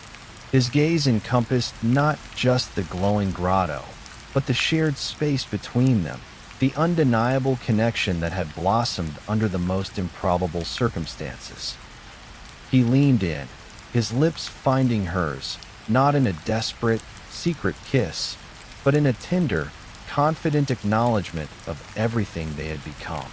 It was a promise, under the light of their stars, that their story was far from over. The competition's ultimate prize might still be unknown, but the greatest victory, the bloom of their unexpected love, had already been won. The world would see their masterpiece tomorrow, but tonight, only they saw the true magic they had cultivated together. The day of final judging dawned, bright and deceptively calm. A nervous hum filled the chrysanthemum gardens as the Aurelian Council, led by Professor Finch, began their rigorous, meticulous evaluation of each completed installation. For Alara and Larkin, the hours dragged by with excruciating slowness. They stood at the entrance of their wild haven, having made their final adjustments, watching as the judges moved from one contender's masterpiece to the next, their faces impassive, their note-taking constant. The air was thick with anticipation. Other contestants, a mixture of anxious and expectant, milled about, some offering polite, strained congratulations, others casting wary glances. Isadora Thorne was a striking figure among them, observing everything with hawk-like intensity, her perfectly coiffed hair and immaculate attire a stark contrast to the garden's natural beauty. Her gaze, when it met theirs, was still sharp, but now tinged with a reluctant respect, mixed with residual annoyance. As the judging party finally made their way towards the wild haven, a hush fell over the assembled artists. This was it. The culmination of 3 weeks of intense labor, creative friction, unexpected understanding, and a love that had blossomed against all odds. Larkin reached for Alara's hand, his fingers intertwining with hers, a subtle gesture of support and solidarity that spoke volumes. His touch was a comforting anchor, grounding her amidst the swirling anxiety. She squeezed his hand, her gaze meeting his, a silent conversation passing between them. The grand prize, the perpetual guardianship of these legendary gardens, had once seemed the ultimate goal. Now, it felt secondary to the profound connection they had forged. Professor Finch and the other judges entered their section, their expressions serious, their movements deliberate. They spent an unusual amount of time, lingering in the glowing grotto, tracing the subtle flow of the well's water, examining the intricate fusion of formal structure and wild growth. They touched leaves, knelt to inspect root systems, and exchanged low, thoughtful murmurs. Alara and Larkin explained their choices, their voices harmonious, each complementing the other's narrative. Larkin, usually so focused on technical prowess, spoke with a newfound poeticism about the spiritual journey the garden offered, of resilience and harmonious coexistence.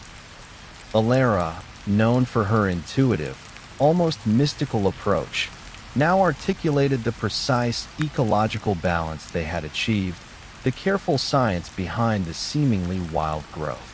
They spoke not just as two artists, but as a single, unified creative force, their shared passion evident in every word. When the judges finally emerged, after nearly an hour, their faces remained unreadable. Professor Finch simply nodded gravely.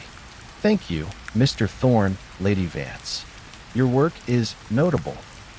We will convene for our final deliberation."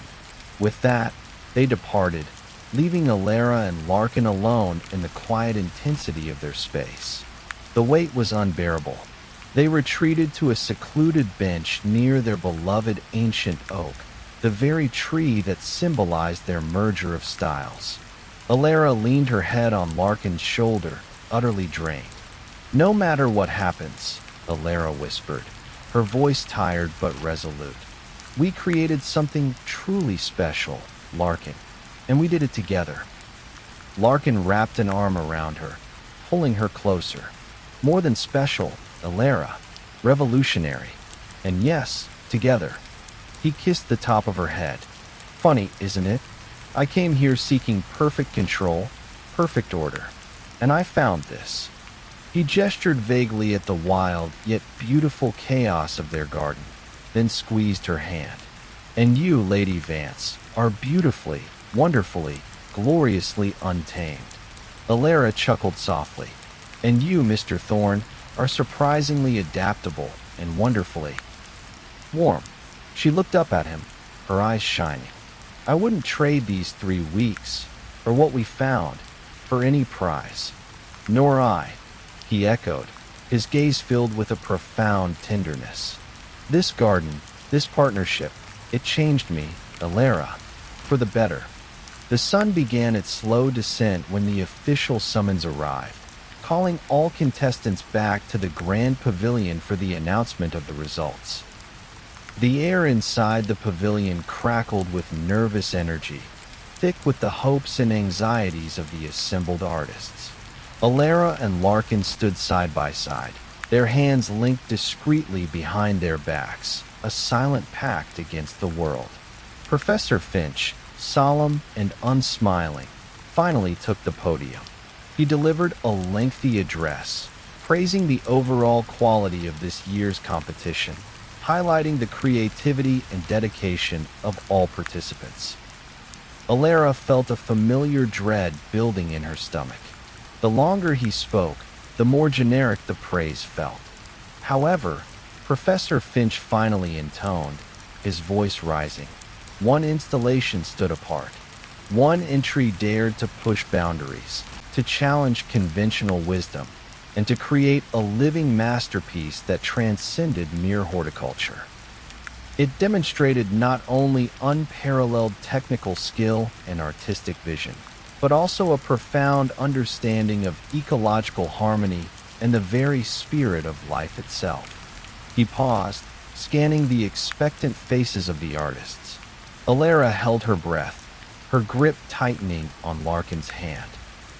The Aurelian Council is proud to announce the winners of this year's grand prize, and the new perpetual guardians of the Chrysanthemum Gardens, Professor Finch declared, his voice ringing with conviction, is the collaboration of Alara Vance and Larkin Thorne.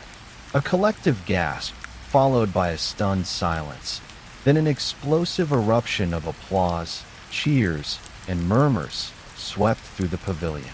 Alara felt a dizzying rush. They had won. They had won.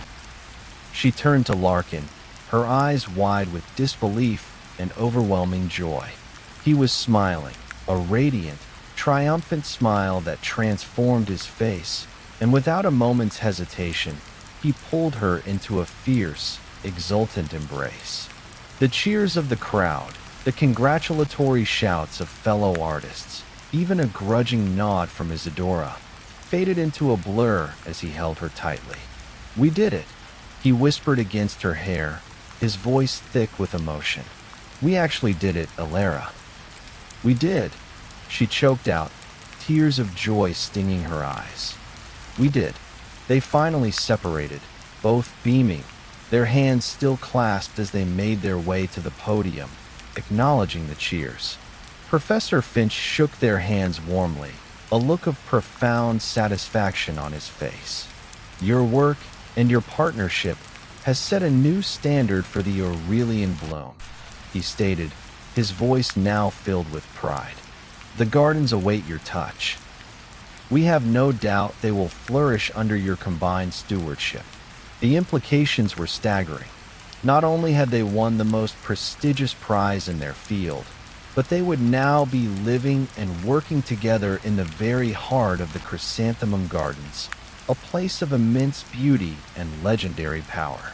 Their lives, once so separate, were now officially, irrevocably intertwined. As they stood together on the podium, bathed in the glow of the pavilion lights, a sea of admiring faces before them, Alara looked at Larkin. The competition was over. The prize was theirs. But the true victory, the one that truly mattered, was the undeniable, vibrant bloom of their love, a living masterpiece far more precious than any garden. ready to unfurl its petals under the watchful gaze of the endless sky. The bloom and the bramble, forever entwined, were ready for their next chapter. The Unpalatable Truth Part 1. Segment 1. The clatter of antique silver against porcelain in the hushed elegance of the Sterling and Company boardroom usually soothed Maximilian Sterling. It was the sound of precision, of control, of a world operating exactly as it should. But today, even the impeccably brewed Darjeeling couldn't temper the simmering irritation he felt as he stared across the polished mahogany table at the woman who was about to become his personal brand of professional hell. Serafina Dubois.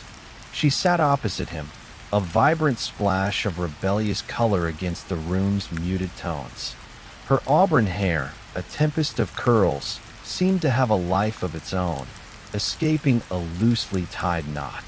Her eyes, the color of molten caramel, sparkled with an almost defiant energy, even as she nursed a mug, not a teacup, of what Max suspected was unceremoniously strong coffee.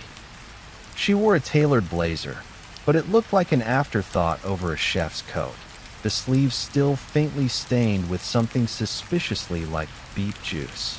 She was a culinary disruptor, a gastronomic alchemist, as the food blogs nauseatingly called her, known for turning struggling hole-in-the-wall eateries into Michelin-starred phenomena with her wildly unconventional concepts and utter disregard for profit margins. Max, on the other hand, was known for turning around failing businesses with ruthless efficiency and an almost surgical precision. He built empires. She baked artisanal bread in a wood-fired oven. They were oil and water, filet mignon, and a charcoal briquette. Their mutual disdain wasn't exactly a secret. Their paths had crossed before, in bidding wars for lucrative restaurant rescue contracts. Max had once famously described her methodology as culinary chaos theory, while Sarah had publicly retorted that his approach turned restaurants into soulless, spreadsheet-optimized cafeterias. The media had, of course, eaten it up. Thank you both for coming. Julian Vance, CEO of Sterling and Company, and Max's long-suffering uncle, said, breaking the tense silence.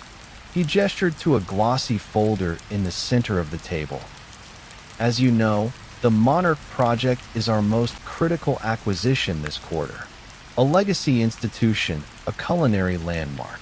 But as its current financials indicate, he paused, sighing, it's bleeding money faster than a badly seared steak. Max already knew the grim details. Le Monarch, a legendary French restaurant in the heart of the city, had been an institution for over 80 years. Its velvet banquettes were threadbare, its silver tarnished, and its classic French menu, once revered, was now seen as quaint, if not entirely passé. Its owner, the formidable Madame Dubois, Sarah's grandmother, had finally agreed to sell, but only under the condition that Sterling and Company revitalized it to its former glory, preserving its soul. And Julian, in a move Max still couldn't comprehend, had decided the project required a joint effort. Max, your expertise in operational restructuring and brand revitalization is unmatched, Julian continued, oblivious to the simmering animosity. And Sarah, your unique vision for menu innovation and immersive dining experiences is exactly what Le Monarch needs to appeal to a modern palate while honoring its heritage. Sarah finally spoke, her voice surprisingly deep and rich, like aged wine. Honor its heritage, Julian, or gut it and turn it into another one of Sterling's bland, profitable chains. Her eyes, direct and challenging, flicked to Max. I'm only here because my grandmother insisted. She wants her legacy preserved, not bulldozed. Max's jaw tightened. And I'm only here because Julian believes in unlikely miracles, Ms. Dubois.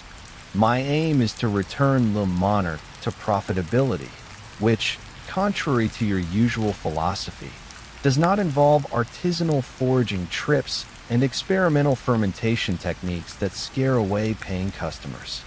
Sarah laughed, a short, sharp sound that grated on his nerves. My experimental techniques have earned more Michelin stars than your entire portfolio, Sterling.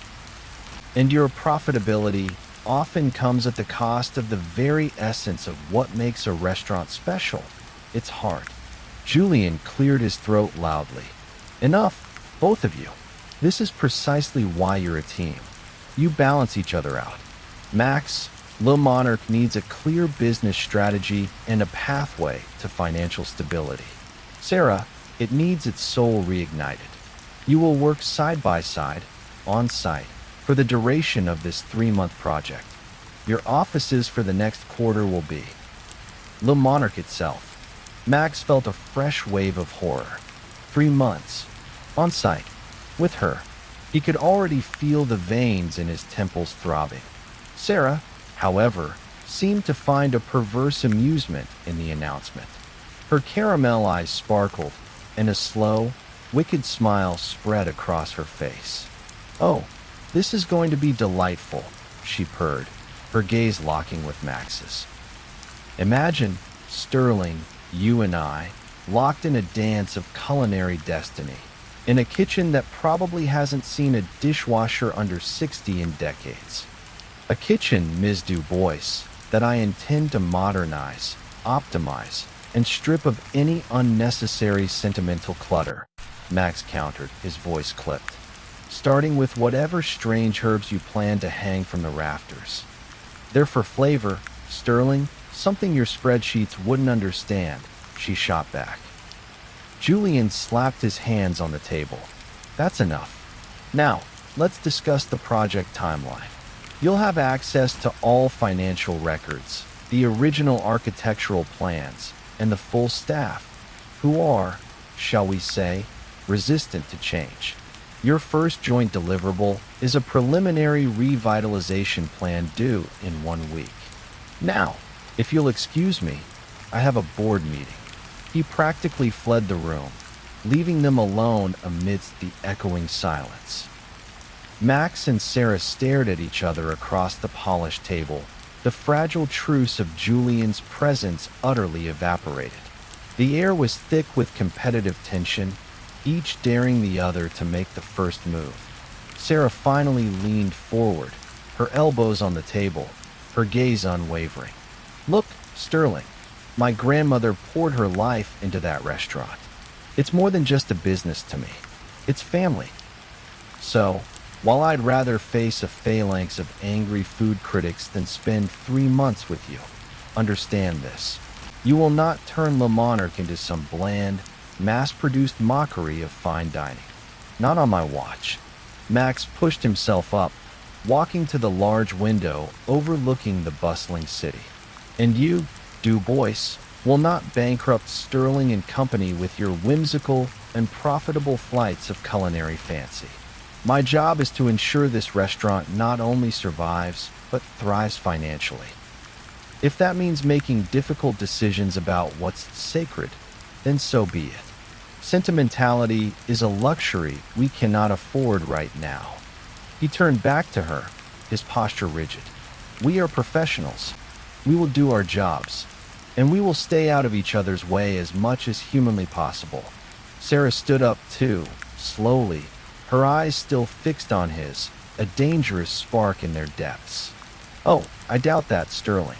With our luck, we'll probably trip over each other in the walk-in cooler. Just try not to catalog the individual dust bunnies, will you? Some of us prefer our kitchens to have a bit of character." "Character," Max scoffed, "is rarely profitable. Efficiency is. I suggest we meet at Le Monarch tomorrow morning, sharp, 7 a.m. Punctuality, Ms. Du Bois, is often a sign of professionalism." "7 a.m. it is, Mr. Sterling," she retorted, a defiant glint in her eye. "But be warned, I start my day with espresso, not spreadsheets. And I don't wear a suit to assess the structural integrity of a century-old oven."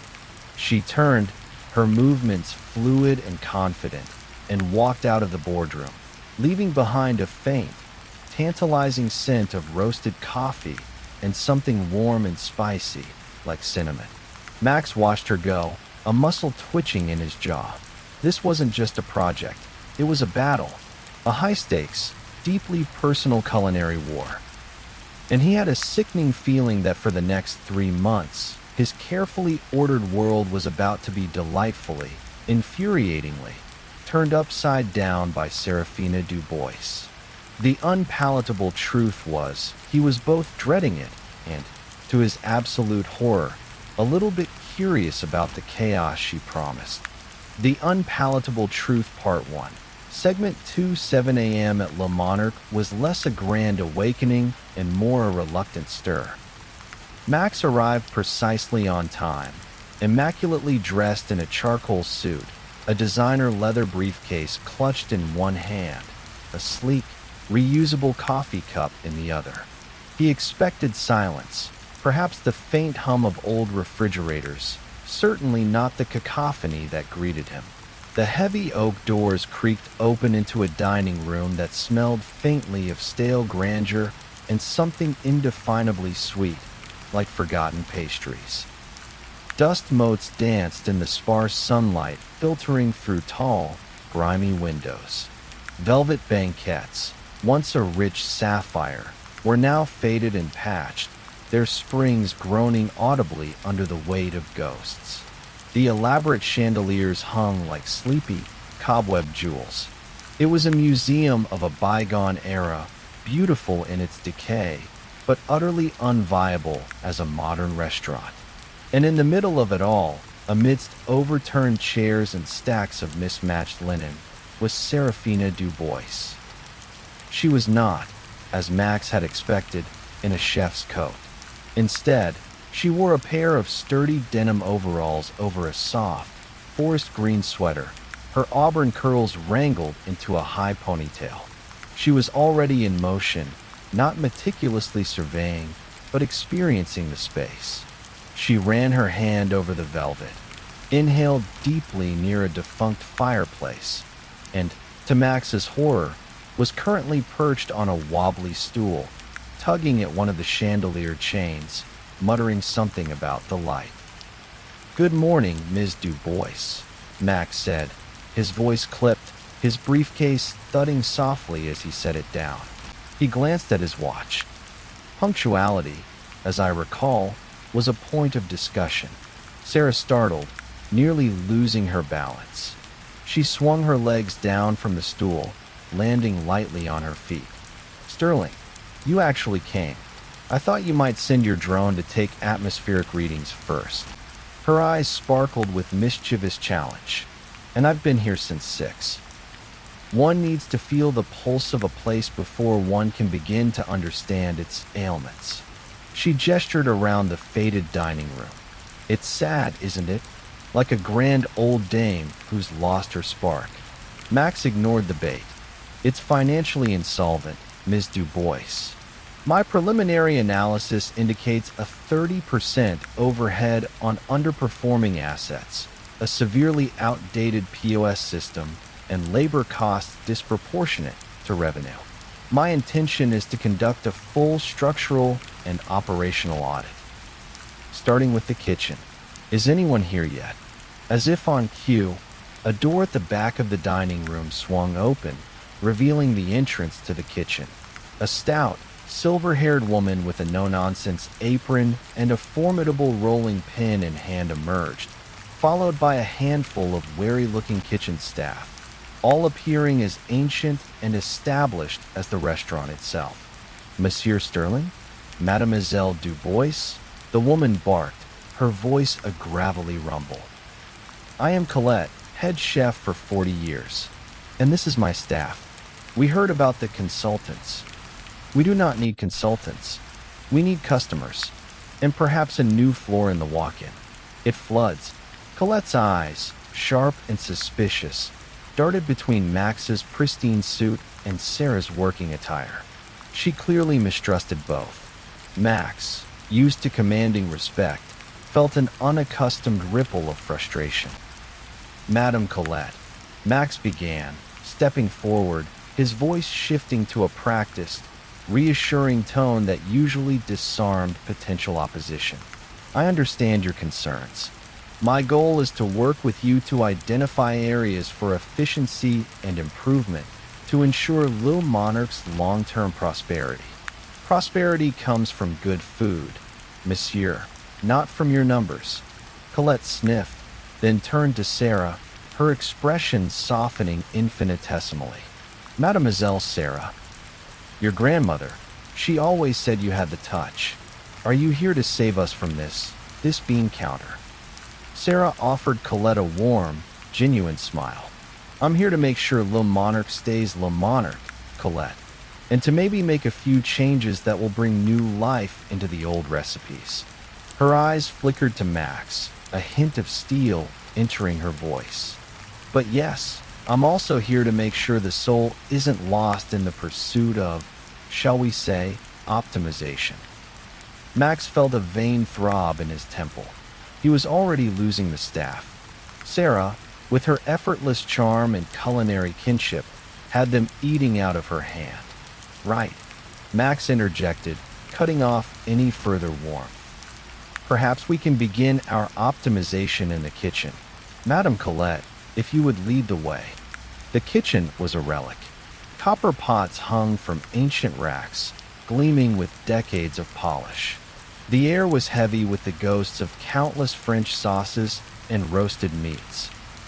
But beneath the nostalgia, Max saw outdated equipment, inefficient layouts, and a walk-in freezer that, as Colette had warned, clearly had a severe drainage issue. First, Max announced, pulling out a laser measuring device. I'll need precise dimensions of every workstation, every storage unit. We'll plot out a new flow, minimize wasted steps, and assess equipment upgrade priorities. Our goal is to increase throughput by 20% in the first month. Sarah rolled her eyes. You're going to turn a classic French kitchen into a factory line, Sterling? This is where art happens, not assembly. Colette, show me the pantry. I want to see the ingredients. The very essence of the flavor profile. Colette's face brightened. Ah, the pantry. My grandmother's spice rack is still there, mademoiselle. She led Sarah deeper into the labyrinthine kitchen, leaving Max standing amidst his data points. Max sighed, pinching the bridge of his nose. This was going to be impossible. He pulled out his tablet, beginning his meticulous scan, mapping every square inch, already mentally rerouting traffic flow and calculating ROI on new ovens. An hour later, Max was deep in the bowels of the kitchen, beneath a clanging exhaust hood, trying to get a clear measurement of the ancient, sputtering industrial mixer, when Sarah suddenly materialized beside him, holding a small, chipped ceramic bowl. Look at this, Max, she said, her voice unusually subdued, holding out the bowl. It contained a small, dark, glistening blob. Max, momentarily startled by her use of his first name, cautiously peered into the bowl. What is it? Looks like moldy jam. Sarah laughed, a soft, almost wistful sound. It's my grandmother's starter, for the sourdough she used to make, back when this place first opened. She kept it alive for years, hidden in the back of the pantry, tucked away from prying eyes and efficiency experts. Her eyes, full of a strange reverence, met his. It's probably dead, but it's a piece of history, a part of Lil Monarch's living soul. Max stared at the humble, unappetizing blob. He saw only potential for contamination, a health code violation waiting to happen. Sarah saw a connection to the past, a symbol of resilience. The stark contrast of their perspectives hung in the air. It's certainly unique, Max managed, unable to completely dismiss the earnestness in her eyes. But it's not going to pay the bills, Sarah. Her name felt foreign on his tongue, unexpectedly intimate. Sarah sighed, carefully placing the bowl on a nearby counter, almost reverently. No, But without things like this, there's no reason to pay the bills in the first place, is there? No heart, no story. She turned to him, her expression serious.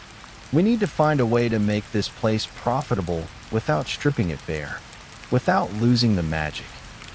Max looked at her, truly looked at her, standing there in the dusty, ancient kitchen, holding a piece of moldy dough with more reverence than he usually gave a multi-million-dollar acquisition. She was infuriating, illogical, and utterly captivating in her passion. And he knew, with a certainty that unnerved him, that this project, this unpalatable truth, was going to challenge him in ways his spreadsheets had never prepared him for. Not just professionally, but personally. His carefully constructed world of order was about to be irrevocably intertwined with her beautiful, delicious chaos. The first week at Le Monarch was a relentless tug of war. Max, armed with his spreadsheets and laser measurements, methodically documented every inefficient process, every outdated piece of equipment, and every dollar hemorrhaging from the restaurant's ancient coffers. He meticulously charted staff schedules, analyzed inventory turnover, and projected revenue streams with a detached, clinical precision. His office, a formerly dusty storage room he'd transformed into a minimalist hub of technology, buzzed with the quiet hum of his laptop and the occasional click of his ergonomic mouse. Serafina, meanwhile, moved through the restaurant like a vibrant, unpredictable current. Her office was wherever she happened to be, whether it was elbow deep in the walk-in cooler assessing the quality of heirloom vegetables, experimenting with sourdough starters salvaged from her grandmother's pantry, or sketching new plating concepts on crumpled napkins in the neglected dining room. She charmed the wary staff with her genuine passion for food, coaxing stories and old recipes from them, slowly chipping away at their resistance to change. Colette, the formidable head chef, even began to eye Sarah with a glint of grudging approval, something Max considered a minor miracle. Their meetings, meant to synthesize their findings for the preliminary revitalization plan, were epic clashes of ideology. The labor cost for the pastry section is simply unsustainable, Max stated during one such session, his voice even, as he gestured to a graph on his tablet. Consolidating the production of basic baked goods offsite would save us a projected 15%. Sarah threw her hands up. Offsite. Max, Le Monarch's brioche isn't just bread, it's a legacy. It's baked fresh, by hand, every morning, filling the restaurant with an aroma that draws people in. You can't put a percentage on that. It's soul, not data. Soul doesn't pay for the rent, Sarah, he retorted, his patience fraying. And a consistent loss of 15% will eventually extinguish that soul entirely. And your cuts will bleed it dry even faster. Despite the constant friction, their separate endeavors were beginning to reveal the true depth of Le Monarch's problems, far beyond just financial woes. The entire building, a charming but decrepit old structure, was riddled with hidden issues. The most pressing of these surfaced during Max's structural audit of the kitchen, a severe electrical problem. The wiring in the main kitchen panel is ancient, Max announced one afternoon, emerging from behind a dusty fuse box, his suit jacket now off and his tie loosened, a rare sight. He held a wire stripper, looking utterly out of place. A fire hazard waiting to happen. It needs a complete overhaul, and the primary gas line connection to the ranges is corroded. It's not safe.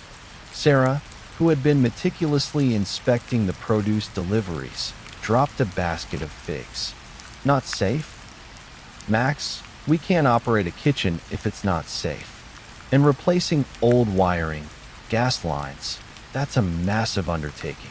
It'll shut us down for weeks, potentially months, given the age of this building.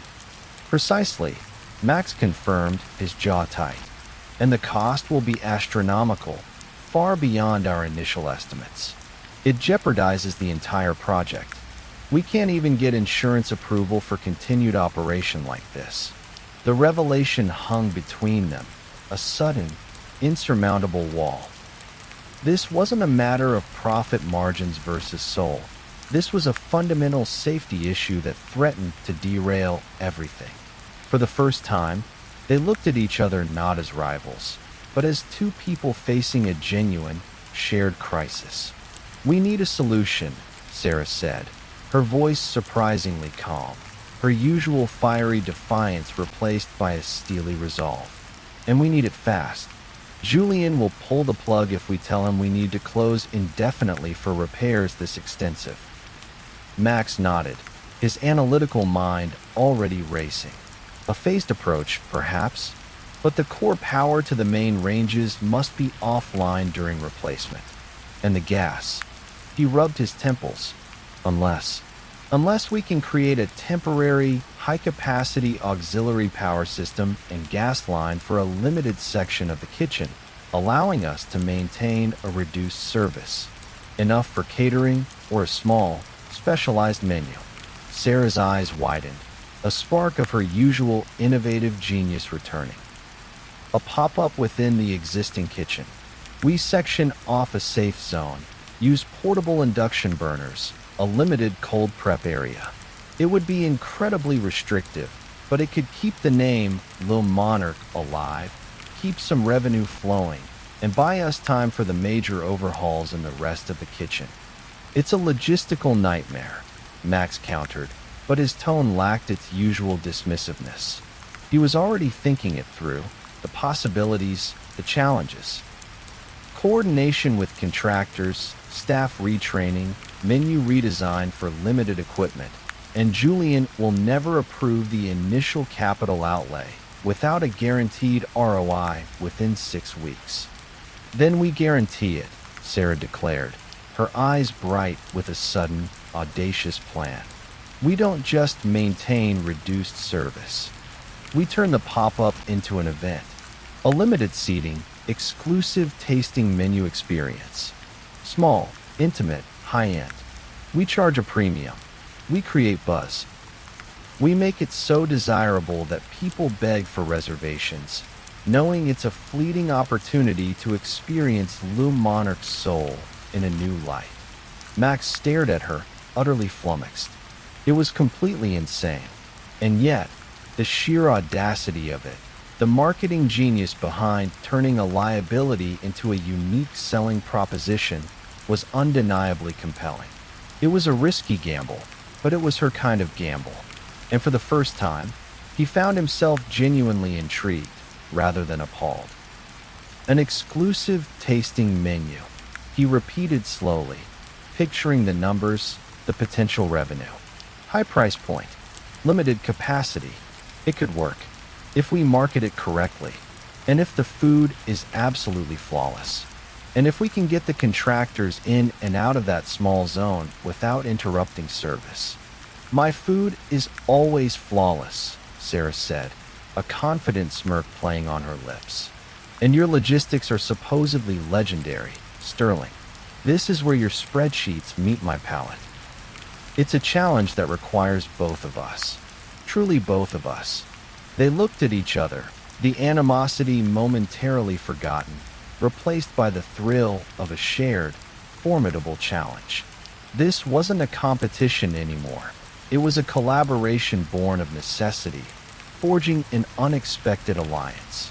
They spent the rest of the day, and well into the night, working side by side, their arguments replaced by intense, focused brainstorming.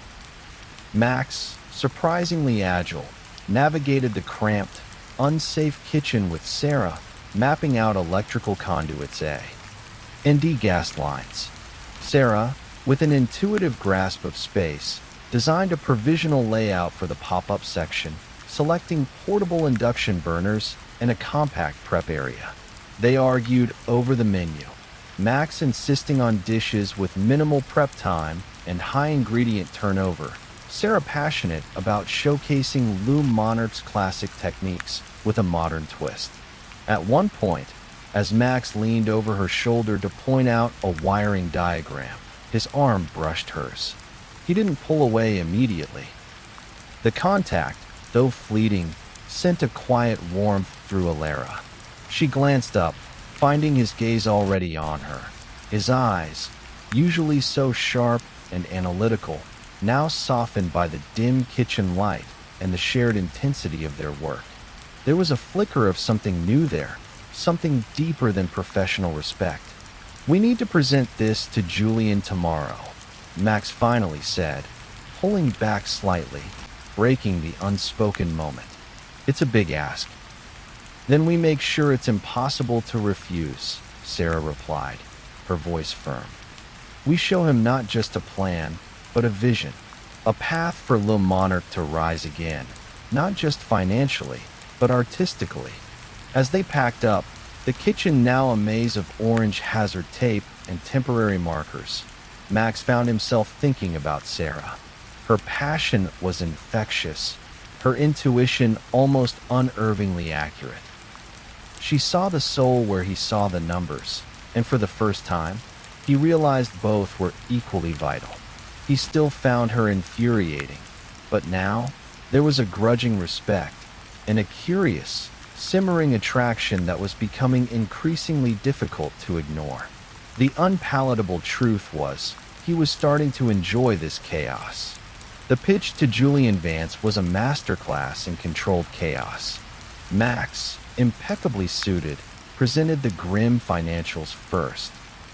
The crippling overhead, the spiraling losses, the undeniable electrical and gas hazards that mandated an immediate, costly shutdown. His data was precise, irrefutable, painting a picture of a venerable institution teetering on the brink of collapse. Julian's face grew grimmer with each slide. Then, Sarah took over. She didn't use slides. She brought a small, elegant plate covered by a cloche. As she lifted it, a single, perfectly seared scallop nestled on a vibrant smear of pea puree with a delicate scattering of microgreens, sat in stark, beautiful contrast to the sterile boardroom. The aroma, subtle yet rich, filled the room. "This," Sarah began, her voice resonating with quiet conviction, "is the taste of Le Monarch's future, even as we honor its past. A taste of what we can create with a fraction of the traditional kitchen space, using only essential equipment. We propose a Phoenix pop-up, a limited, exclusive, high-concept tasting menu, operating from a newly sectioned, safe area of the kitchen." She explained her vision, a hyper-curated dining experience, reservations booked weeks in advance, drawing on Le Monarch's classic recipes, but reinterpreted with modern techniques and local, seasonal ingredients. She spoke of scarcity creating demand, of turning a liability, the necessity of a smaller, temporary kitchen, into an exclusive, sought-after opportunity. Max then seamlessly wove in the financial projections for the pop-up, how the premium price point and reduced overhead would generate enough revenue to cover the immediate, critical repairs, providing a vital bridge until the full kitchen overhaul was complete. He'd worked through the night, fueled by caffeine and Sarah's infectious audacity, to make the numbers sing, to align his spreadsheets with her dreams. Julian leaned back, eyes narrowed, pondering. A pop-up within a construction zone. It's audacious, even for you two. He looked from Max, whose tie was still impeccably knotted despite the lack of sleep, to Sarah, who had a smudge of flour on her cheek, but radiated an almost luminous confidence. And risky. What if people don't buy into the exclusivity? What if the novelty wears off before the repairs are done? Then we pivot, Sarah said, her gaze steady. But Le Monarch has 80 years of history, a name that evokes a certain mystique. People crave unique experiences, not just food. We offer them a glimpse into a rebirth, a chance to be part of the story. Max stepped forward, his voice firm. We've built in contingencies, Julian, and the alternative is to shutter the doors indefinitely, losing all momentum and likely the staff and Le Monarch's legacy entirely. This is the only path that offers both immediate financial stability and the preservation of the brand's soul. Julian was silent for a long moment, tapping his pen against his chin. He finally looked at them, a slow smile spreading across his face. "All right, you have my backing. Max, draw up the contracts for the emergency contractors. Sarah, start designing that menu. I want a tasting this time next week." He stood, extending a hand to each of them. "You too. You make a surprisingly potent team. Don't disappoint me." As they left the boardroom, a wave of mingled relief and exhilaration washed over Alara. They had done it. They had convinced him. The weight of the project, once crushing, now felt like a thrilling challenge. "We make a potent team, huh?" Sarah teased, nudging Max with her elbow as they walked down the silent corridor. "Who knew your numbers could dance to my culinary rhythm?" Max actually smiled, a genuine, unforced curve of his lips that deepened the crinkles at the corners of his eyes. "And who knew your chaos could be, dare I say it, strategically brilliant, Du Bois?" His gaze lingered on her, and for a moment, the bustling corporate office faded away, replaced by the intimate space they'd shared in the old kitchen. The next few days were a blur of intense, shared work. The electrical and gas contractors, fast-tracked by Max's formidable efficiency, swarmed this section of Le Monarch's kitchen, setting up the temporary pop-up zone. Max, surprisingly hands-on, navigated the construction chaos with a clipboard and a hard hat, directing workmen, scheduling deliveries, and ensuring every safety protocol was met. Sarah, meanwhile, was in her element. She transformed the small, makeshift kitchen area into a miniature culinary laboratory. She experimented with ingredients, developed exquisite new dishes that condensed Le Monarch's grandeur into a limited, high-impact tasting menu, and trained Colette and the skeptical kitchen staff in the intricacies of modern plating and precise cooking methods for their limited setup. She was a whirlwind of creative energy, tasting, adjusting, sketching, her passion infectious. One evening, as the contractors had left and the restaurant was quiet, they found themselves alone in the newly sectioned pop-up kitchen. Sarah was plating a prototype dish, a deconstructed bœuf bourguignon, each element a perfect miniature, while Max meticulously checked the temperature of a new, portable oven. "You know," Sarah mused, placing a tiny sprig of thyme with tweezers, "Colette actually admitted that your new inventory system is less of a headache." That's high praise for her. Max chuckled. "And your tasting menu, Sarah, is undeniably ambitious for this space. And delicious. Even I admit that."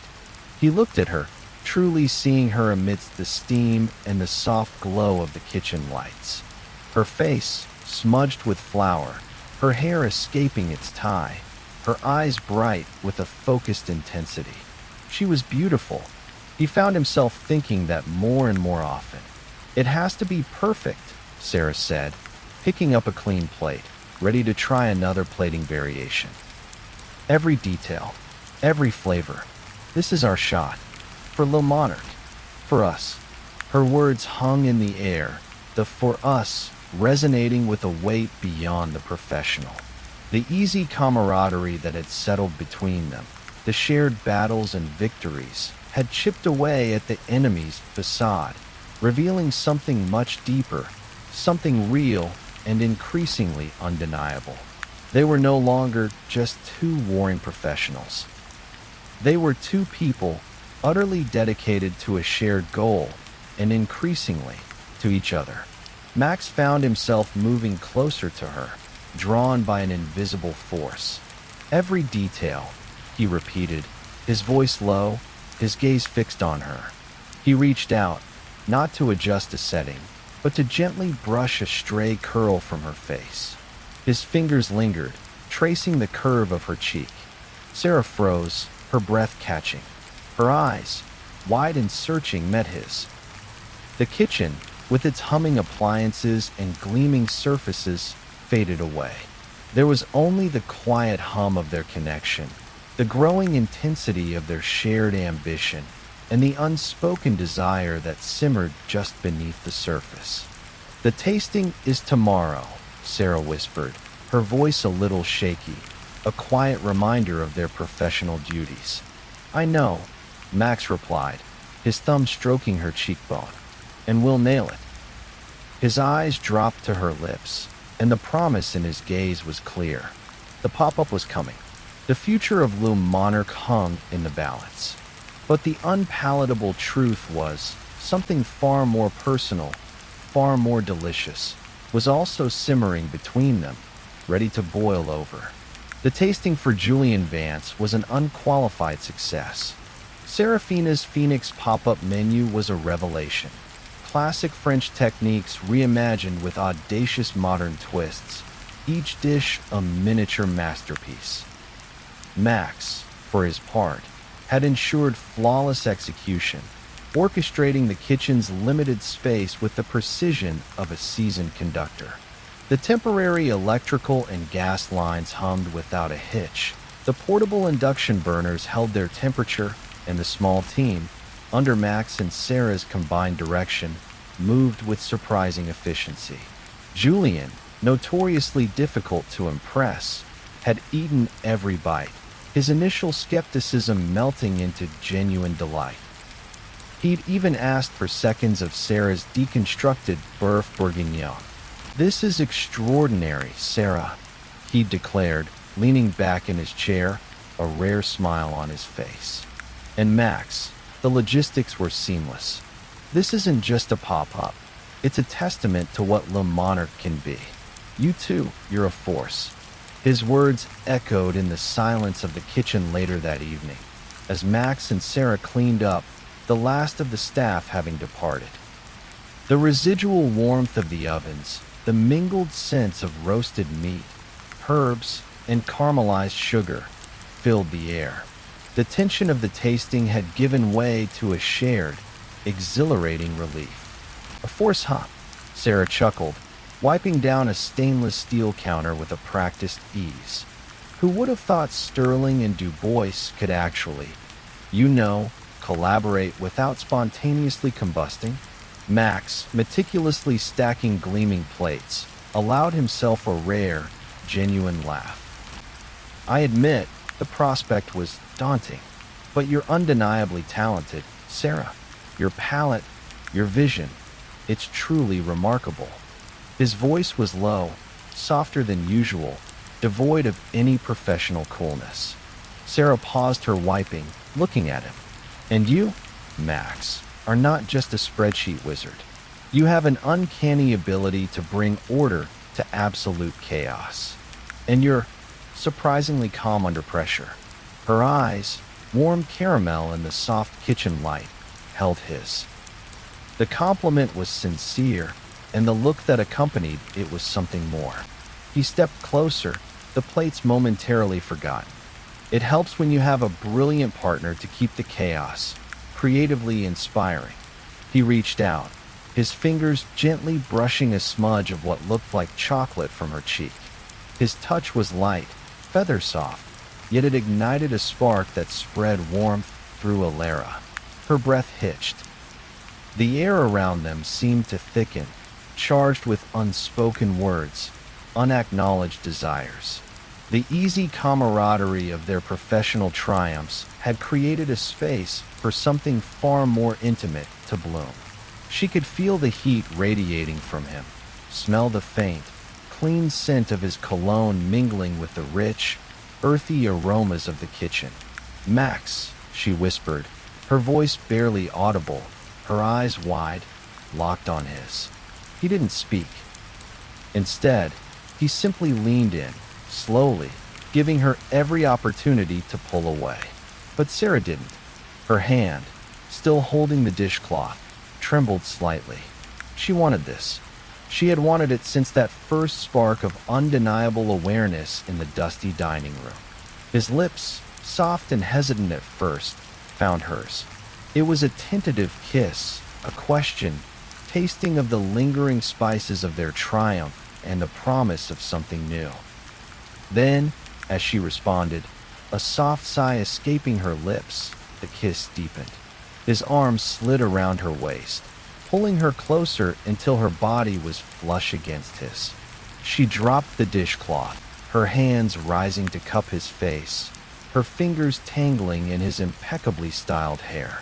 It was fierce and tender all at once, a release of weeks of tension, a professional rivalry melting into raw, undeniable attraction. He tasted of coffee and ambition, and something uniquely, exhilaratingly him. This wasn't just a kiss. It was a conversation, a surrender, a beginning. When they finally broke apart, both breathless, their eyes were wide, filled with a mixture of shock, exhilaration, and a dawning understanding. The quiet hum of the kitchen, the soft glow of the ovens, bore witness to the seismic shift between them. "Sarah," he breathed, his voice rough, his thumb stroking her cheekbone. I don't know what to say." "Good," she whispered, a shaky smile on her lips. "Because I don't either." But her eyes, bright and full of a daring hope, belied her words. The pop-up launched the following week to rave reviews. Reservations were snatched up within minutes, the exclusivity generating a frenzy of demand. Food critics lauded Sarah's innovative menu, and business analysts praised Max's logistical genius. Le Monarch was suddenly the hottest reservation in the city, its temporary, intimate setting enhancing its mystique. Amidst the whirlwind of success, their private moments became more frequent, more cherished. Late nights in the kitchen, after the last diner had left and the staff had gone home, became their sanctuary. They would talk for hours, not just about work, but about everything. Their childhoods, their dreams, their fears, their past heartbreaks. Max, the impeccably guarded strategist, revealed a surprising warmth, a dry wit that made Sarah laugh until her stomach ached. Sarah, the wild creative, showed a sharp, perceptive intellect that impressed him beyond measure. One evening, after discussing a tricky supplier contract, Max found himself lingering, watching Sarah sketch a new dessert concept. "You know," he said, his voice quiet, "I used to think my world was perfectly ordered, predictable. You've shown me how much I was missing." Sarah looked up, her charcoal-smudged finger paused midair. "And you," she replied softly, "you've shown me that maybe a little bit of order isn't so bad, that sometimes structure can actually set creativity free." She met his gaze, a profound tenderness in her eyes. Who knew the bean counter and the chaos chef would actually fit? He walked over to her, taking the pencil from her hand and gently pulling her to her feet.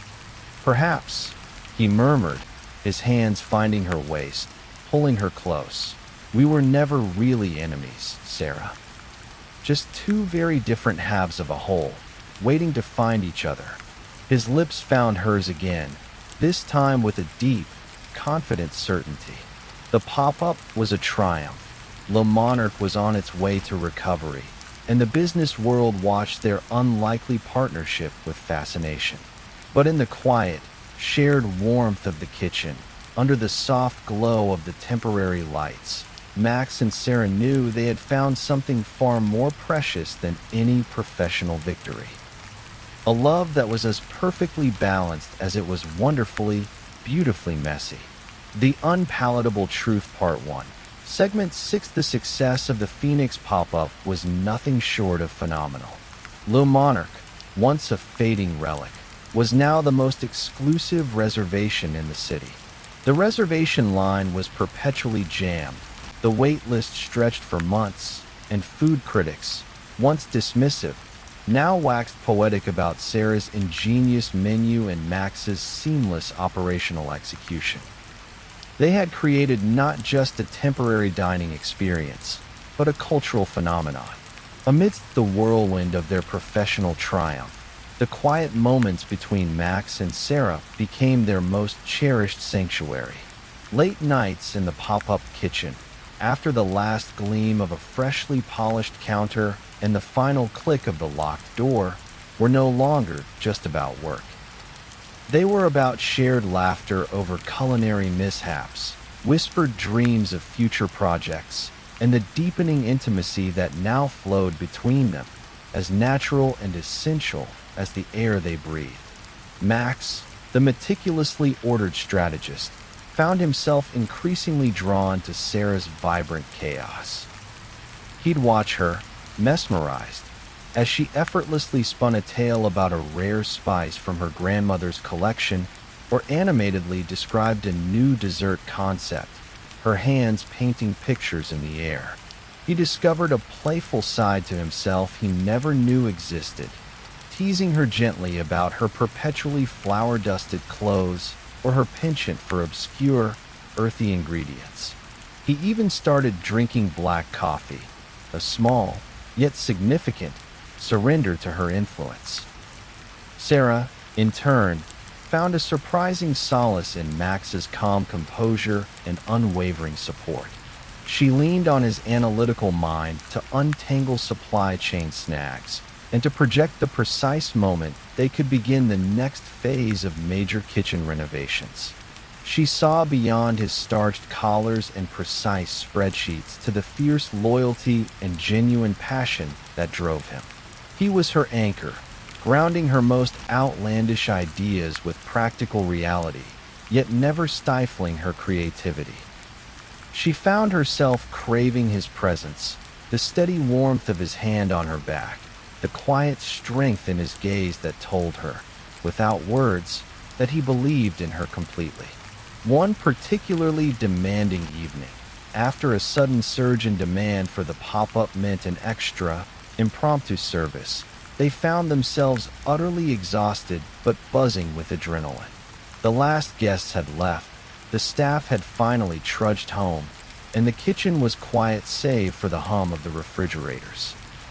Sarah slumped onto a prep table stool, kicking off her chef clogs. "I think my feet have officially declared war on the rest of my body," she groaned, rubbing her temples. Max chuckled, walking over to her.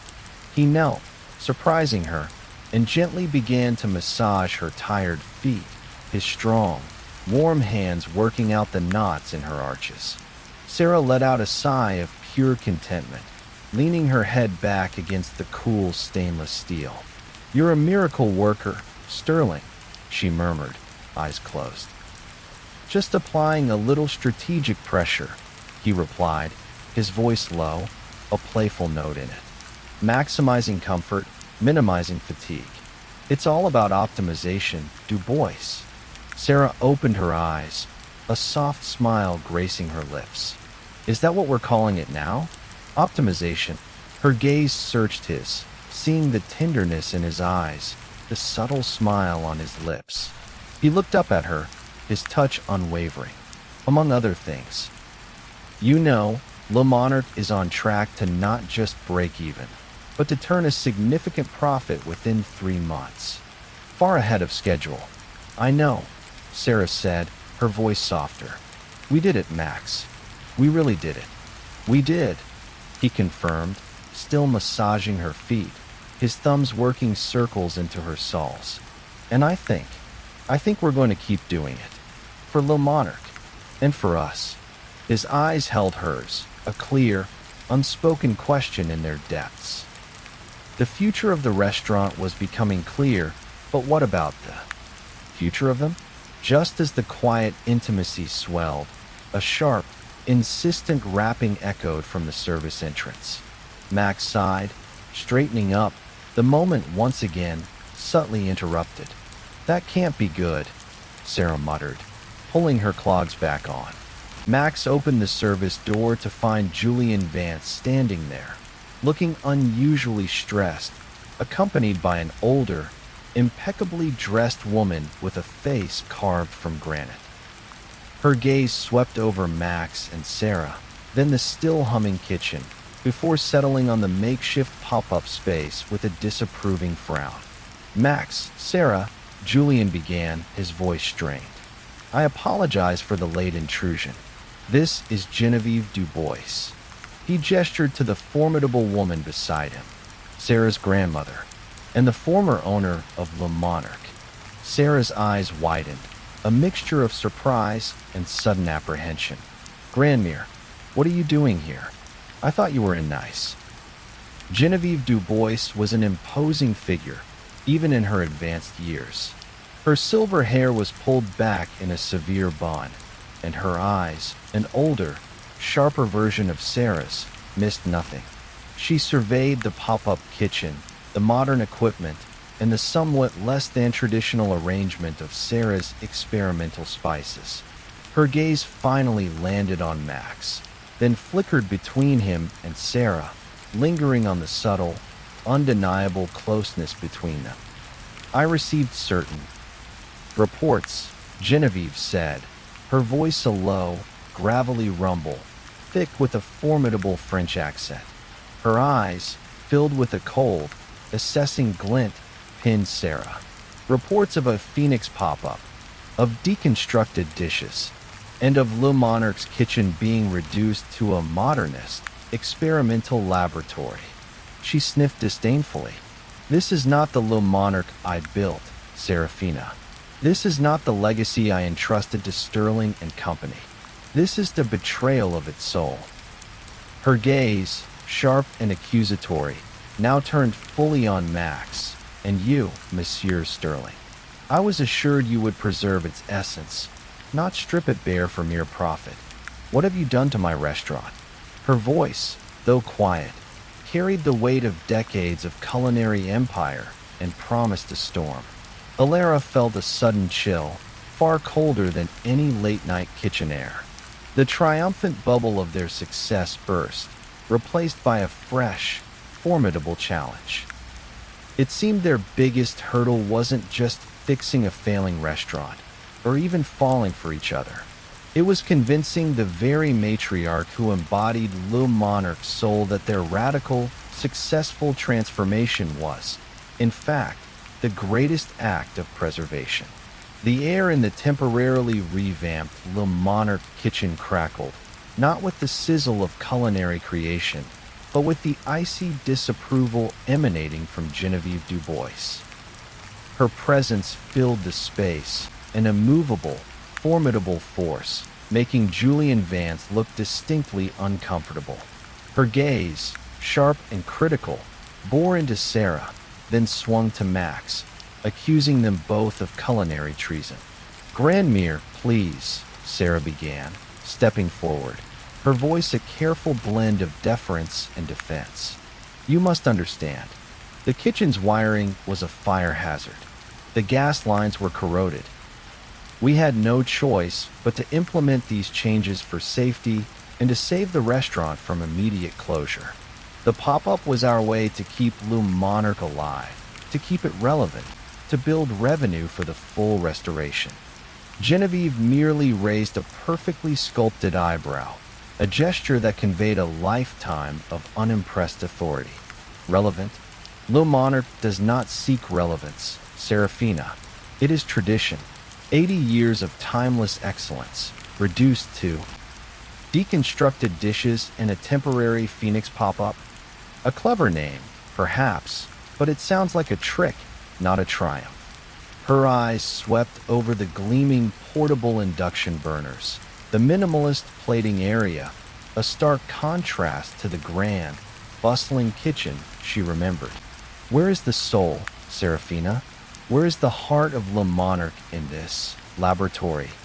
Max, seeing the hurt flash in Sarah's eyes, stepped forward, his posture radiating calm, controlled authority.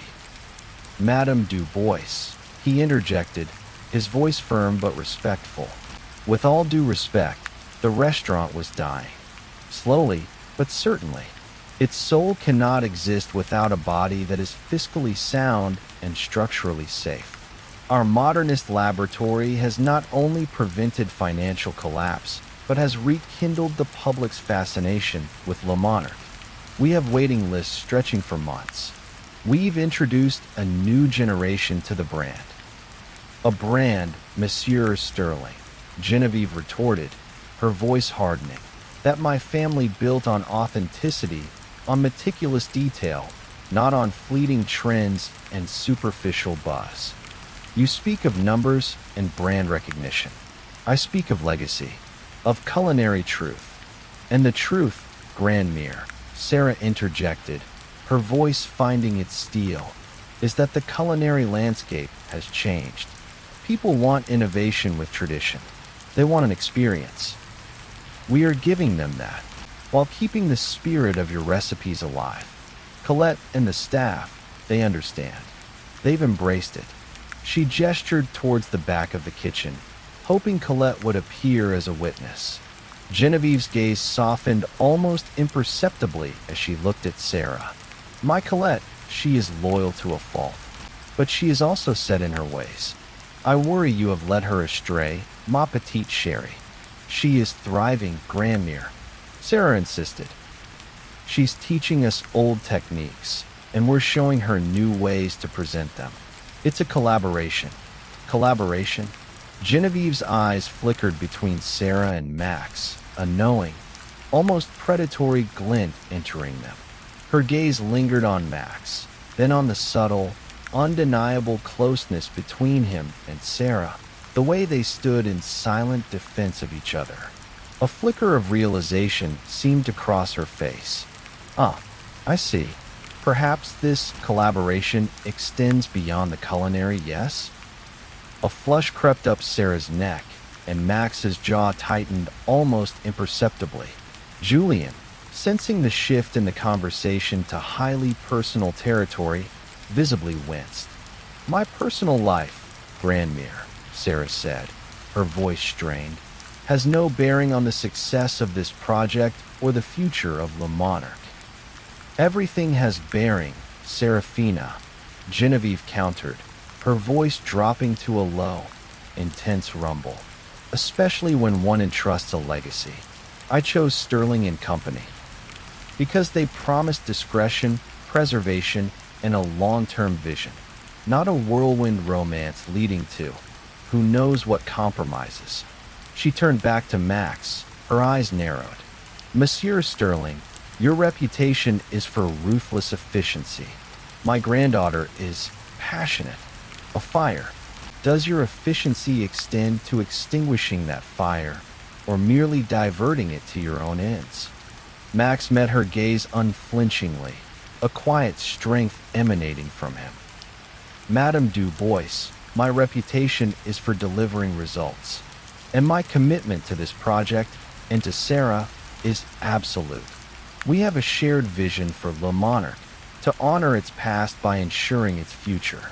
This pop-up is merely the first, critical step in a multi-phase plan to fully restore the restaurant, not just financially, but structurally and aesthetically, ensuring it can operate for another 80 years. He took a step closer, his voice firm and sincere. We are not here to erase your legacy, madam.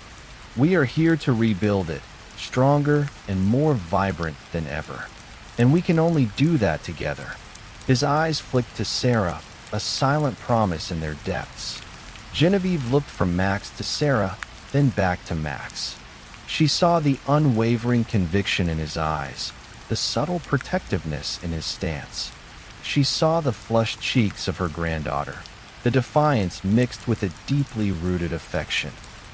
For a long, tense moment, the formidable matriarch seemed to weigh their words, their unspoken connection, against the tangible evidence of the pop-up's success. Finally, she let out a slow, deliberate sigh. Very well, she said, her voice still gravelly, but with a hint of concession. You have presented your case. The Phoenix pop-up will continue for now, but I shall remain here, observing every detail, every deconstructed dish, and every collaboration. Her eyes, still sharp, lingered on Max. "Do not disappoint me, Monsieur Sterling, or my granddaughter."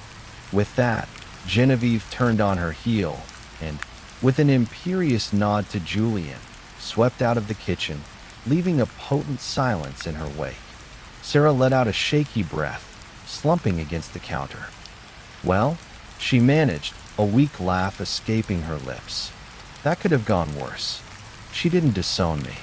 Max put a hand on her arm, his thumb tracing slow circles. "She didn't. And she bought our plan. That's a victory, Sarah. A major one. A victory with a very intimidating price tag," Sarah corrected, looking at him, a nervous smile playing on her lips. "She's going to be watching our every move and judging every collaboration." Max's eyes, warm and reassuring, met hers. He pulled her gently closer, his gaze dropping to her lips. "Then we'll just have to make sure every single collaboration, culinary or otherwise, is absolutely flawless, won't we, Du Bois?" He murmured, just before his lips met hers, a tender, confident kiss that promised resilience in the face of scrutiny, and a burgeoning love that was ready to face any challenge, even a formidable French grandmother. The Unpalatable Truth Part 1. Segment 8. Genevieve Du Bois's decision to remain at Le Monarque was less a concession and more a tactical occupation.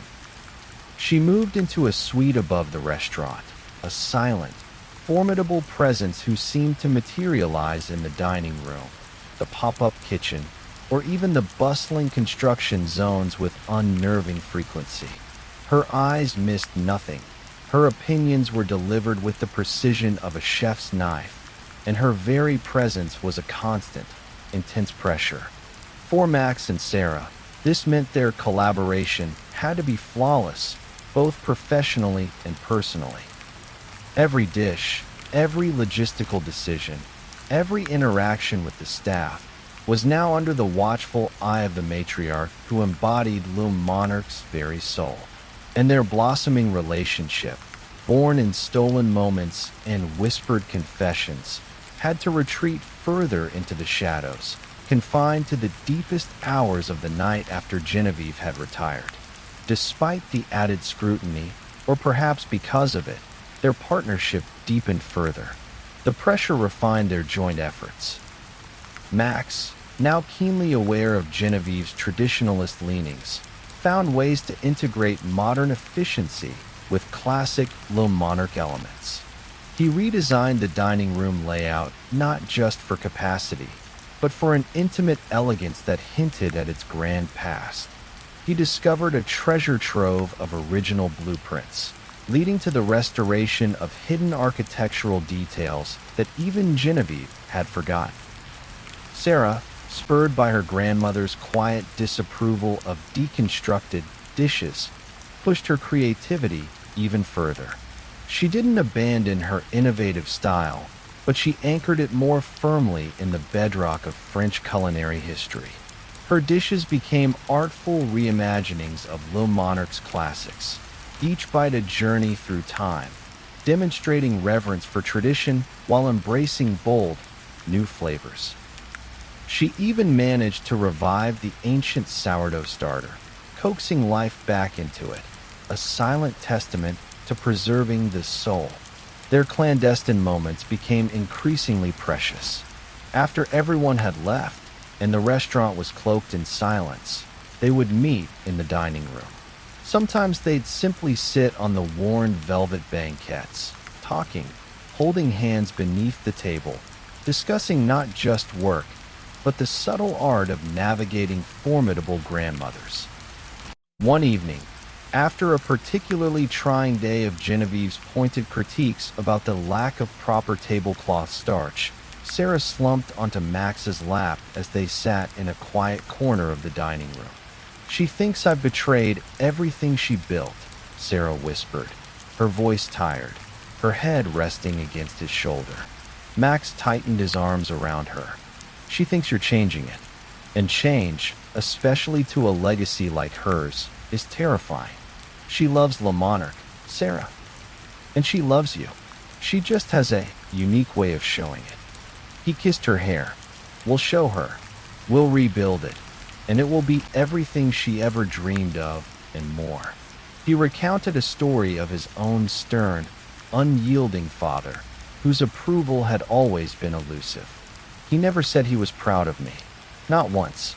He just expected perfection. So I delivered it. Every time. It's lonely sometimes. Sarah lifted her head, looking at him, her eyes soft with understanding. Not anymore, she said, her fingers tracing the strong line of his jaw. You don't have to be perfect for me, Max. You just have to be you. His gaze deepened, and he kissed her then, a slow, tender kiss filled with shared vulnerability and unspoken promises. It was in these quiet moments, amidst the dust of renovation and the ghosts of past grandeur, that their love truly solidified, becoming an unshakable foundation for the storm they knew was brewing. As the major structural and aesthetic renovations approached completion, Le Monarch began to shed its decrepit skin. The new kitchen, gleaming with state-of-the-art equipment yet retaining its classic layout, was a chef's dream. The dining room, meticulously restored with its original fixtures polished and its velvet reupholstered in a richer, deeper sapphire, radiated a renewed, opulent elegance. Max had even found and commissioned a local artisan to painstakingly recreate the delicate, hand-painted ceiling frescoes that had been hidden under layers of smoke stain. The grand reopening was set for 2 weeks out, and the buzz was electric. Media outlets were clamoring for exclusive access. Julian Vance was ecstatic, predicting record profits. But the biggest hurdle remained: Genevieve. She had observed, commented, occasionally approved a small detail with a curt nod, but she had yet to truly endorse their work. One afternoon, as Max and Sarah stood in the newly gleaming kitchen, admiring their handiwork, Colette approached them, her formidable expression softening into a rare smile. "Mademoiselle Sarah, Monsieur Sterling," she began, her gravelly voice surprisingly gentle. "Madame Du Bois, she has requested something." Sarah's heart leaped into her throat. "Requested what, Colette?" "She wishes to prepare one dish," Colette announced, a hint of awe in her voice. "For the grand reopening. One dish, in your new kitchen. Her famous canard à l'orange." Sarah's breath hitched. The canard à l'orange was her grandmother's signature dish, a legendary culinary masterpiece that hadn't been made in years. It was a monumental gesture, a challenge, and potentially an olive branch. Max's eyes met Sarah's, a shared understanding passing between them. This wasn't just about cooking a dish, it was Genevieve's ultimate test. Their chance to prove that Le Monarch, in their hands, had not lost its soul, but had, in fact, rediscovered its truest, most delicious self. The future of Le Monarch, and implicitly, their own future together, rested on the successful preparation of one perfect duck. The request for the canard à l'orange hung in the air, a silent challenge from the formidable Genevieve. It wasn't just a dish. It was a legacy, a culinary touchstone of Le Monarch, and a definitive test of whether Max and Sarah had preserved its soul or merely polished its facade. The tension in the kitchen became palpable, a different kind of heat than that from the ovens. Max, ever the pragmatist, immediately began to plan. "We need to source the finest duck, of course. Check with our suppliers for organic, free-range. And the oranges, we'll need a specific varietal for the zest and juice. The sauce is key." He pulled out his tablet, ready to create a detailed procurement list, his mind already running through logistics. Sarah, however, was already moving, her hands instinctively reaching for a heavy, ancient copper saucepan. "It's not just the ingredients, Max. It's the memory. The technique. Grandmere's canard isn't just a recipe, it's a feeling. It's about how she caramelizes the skin, the exact moment the sauce emulsifies, the precision of the carving. She looked at him, her eyes serious. We need to make it exactly as she remembers it, but in our new kitchen, a bridge between her past and our present. The next few days were a blend of intense preparation and a unique form of joint reverence. Max handled the logistical demands with his usual precision, securing the best possible ingredients, ensuring the new ovens were calibrated to Genevieve's exact specifications, and even setting up a temporary, old-fashioned gas burner for her, knowing she preferred it for certain steps of the sauce. He absorbed every detail Sarah shared about her grandmother's exacting standards, from the specific angle of the knife for scoring the duck skin to the precise temperature of the rendered fat. Sarah, in turn, immersed herself in the history of the dish. She consulted her grandmother's old recipe journals, faded with age, studying the annotations, the little personal flourishes.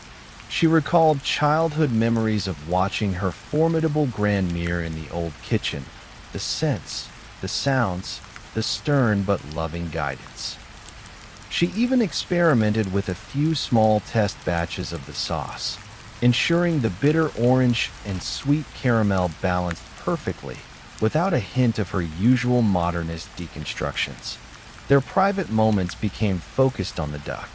Late at night, after the contractors had left and Genevieve was asleep, they would analyze every detail. Max, surprisingly, proved to have an excellent palate, discerning subtle nuances in the orange reduction.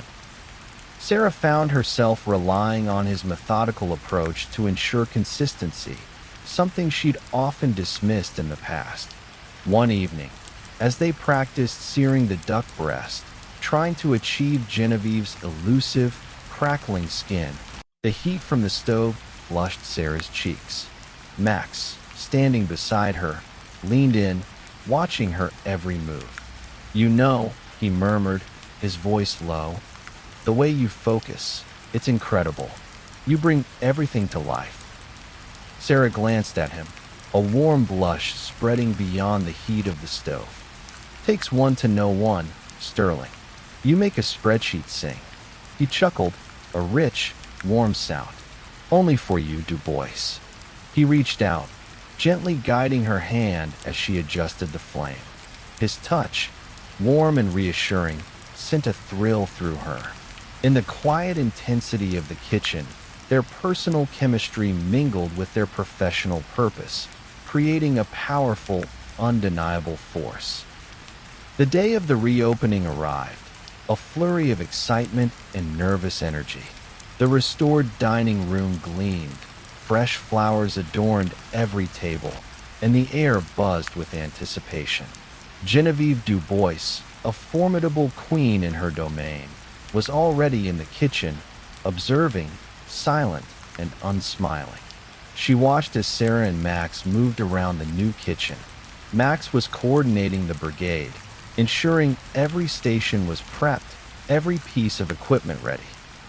Sarah was working side by side with Colette, who, despite her initial skepticism, now followed Sarah's lead with trust.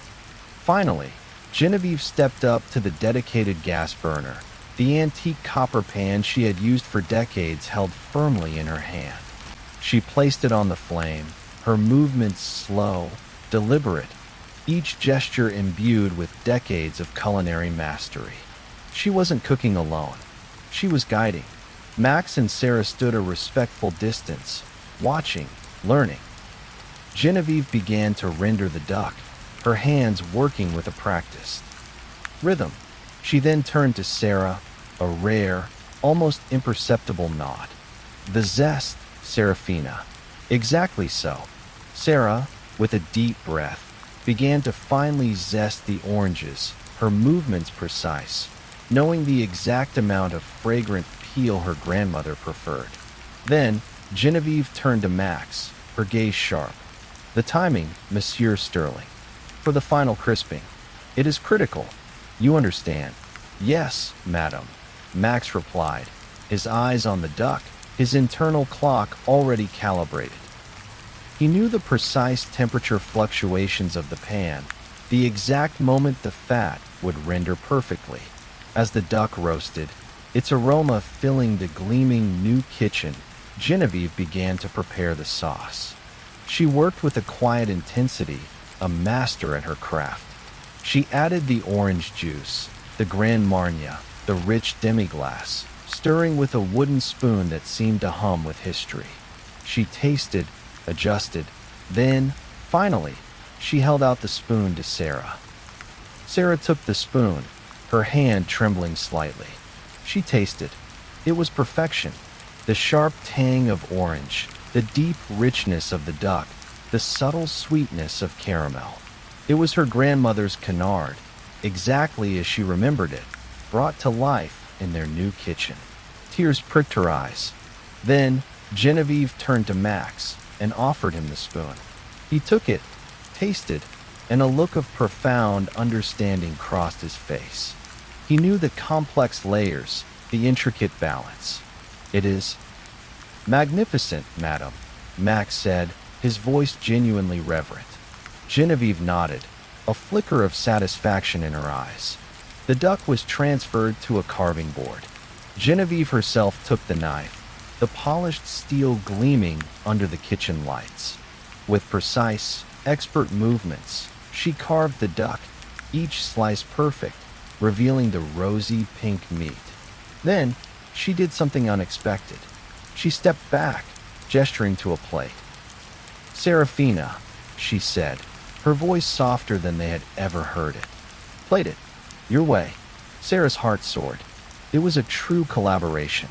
She took the perfect slices of duck, arranged them artfully on a contemporary Le Monarch plate, adding a delicate sprig of fresh thyme and a minimalist drizzle of Genevieve's exquisite sauce. It was a fusion of old and new, tradition and innovation. Genevieve watched her, a slow, almost imperceptible smile touching her lips. "Bien, it is Le Monarch reborn." She looked from the plated duck to Sarah, then to Max, her gaze lingering on their shared triumph. "Perhaps, Monsieur Sterling, you have not entirely extinguished the fire after all. Perhaps you have merely learned to embrace its warmth." The canard à l'orange was sent out to the first table of the reopening, a silent testament to their combined efforts. The grand reopening was an unqualified success. Le Monarch was back, vibrant and alive, its soul preserved, its future secured. Later that night, as the last of the celebratory champagne was cleared and the restaurant finally fell silent, Max found Sarah standing alone in the center of the gleaming dining room, bathed in the soft glow of the restored chandeliers. She looked exhausted, triumphant, and utterly beautiful. He walked to her, pulling her into his arms. "We did it, Sarah," he whispered against her hair. "We saved it. And we proved her wrong." Sarah leaned into his embrace, a happy sigh escaping her lips.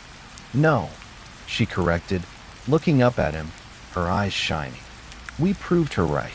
We brought Le Monarch back, not by changing its soul, but by finding new ways to make it shine. And we did it together." His gaze deepened, and he kissed her then, a long, tender kiss in the heart of the reborn Le Monarch. The battle was over. The restaurant was saved.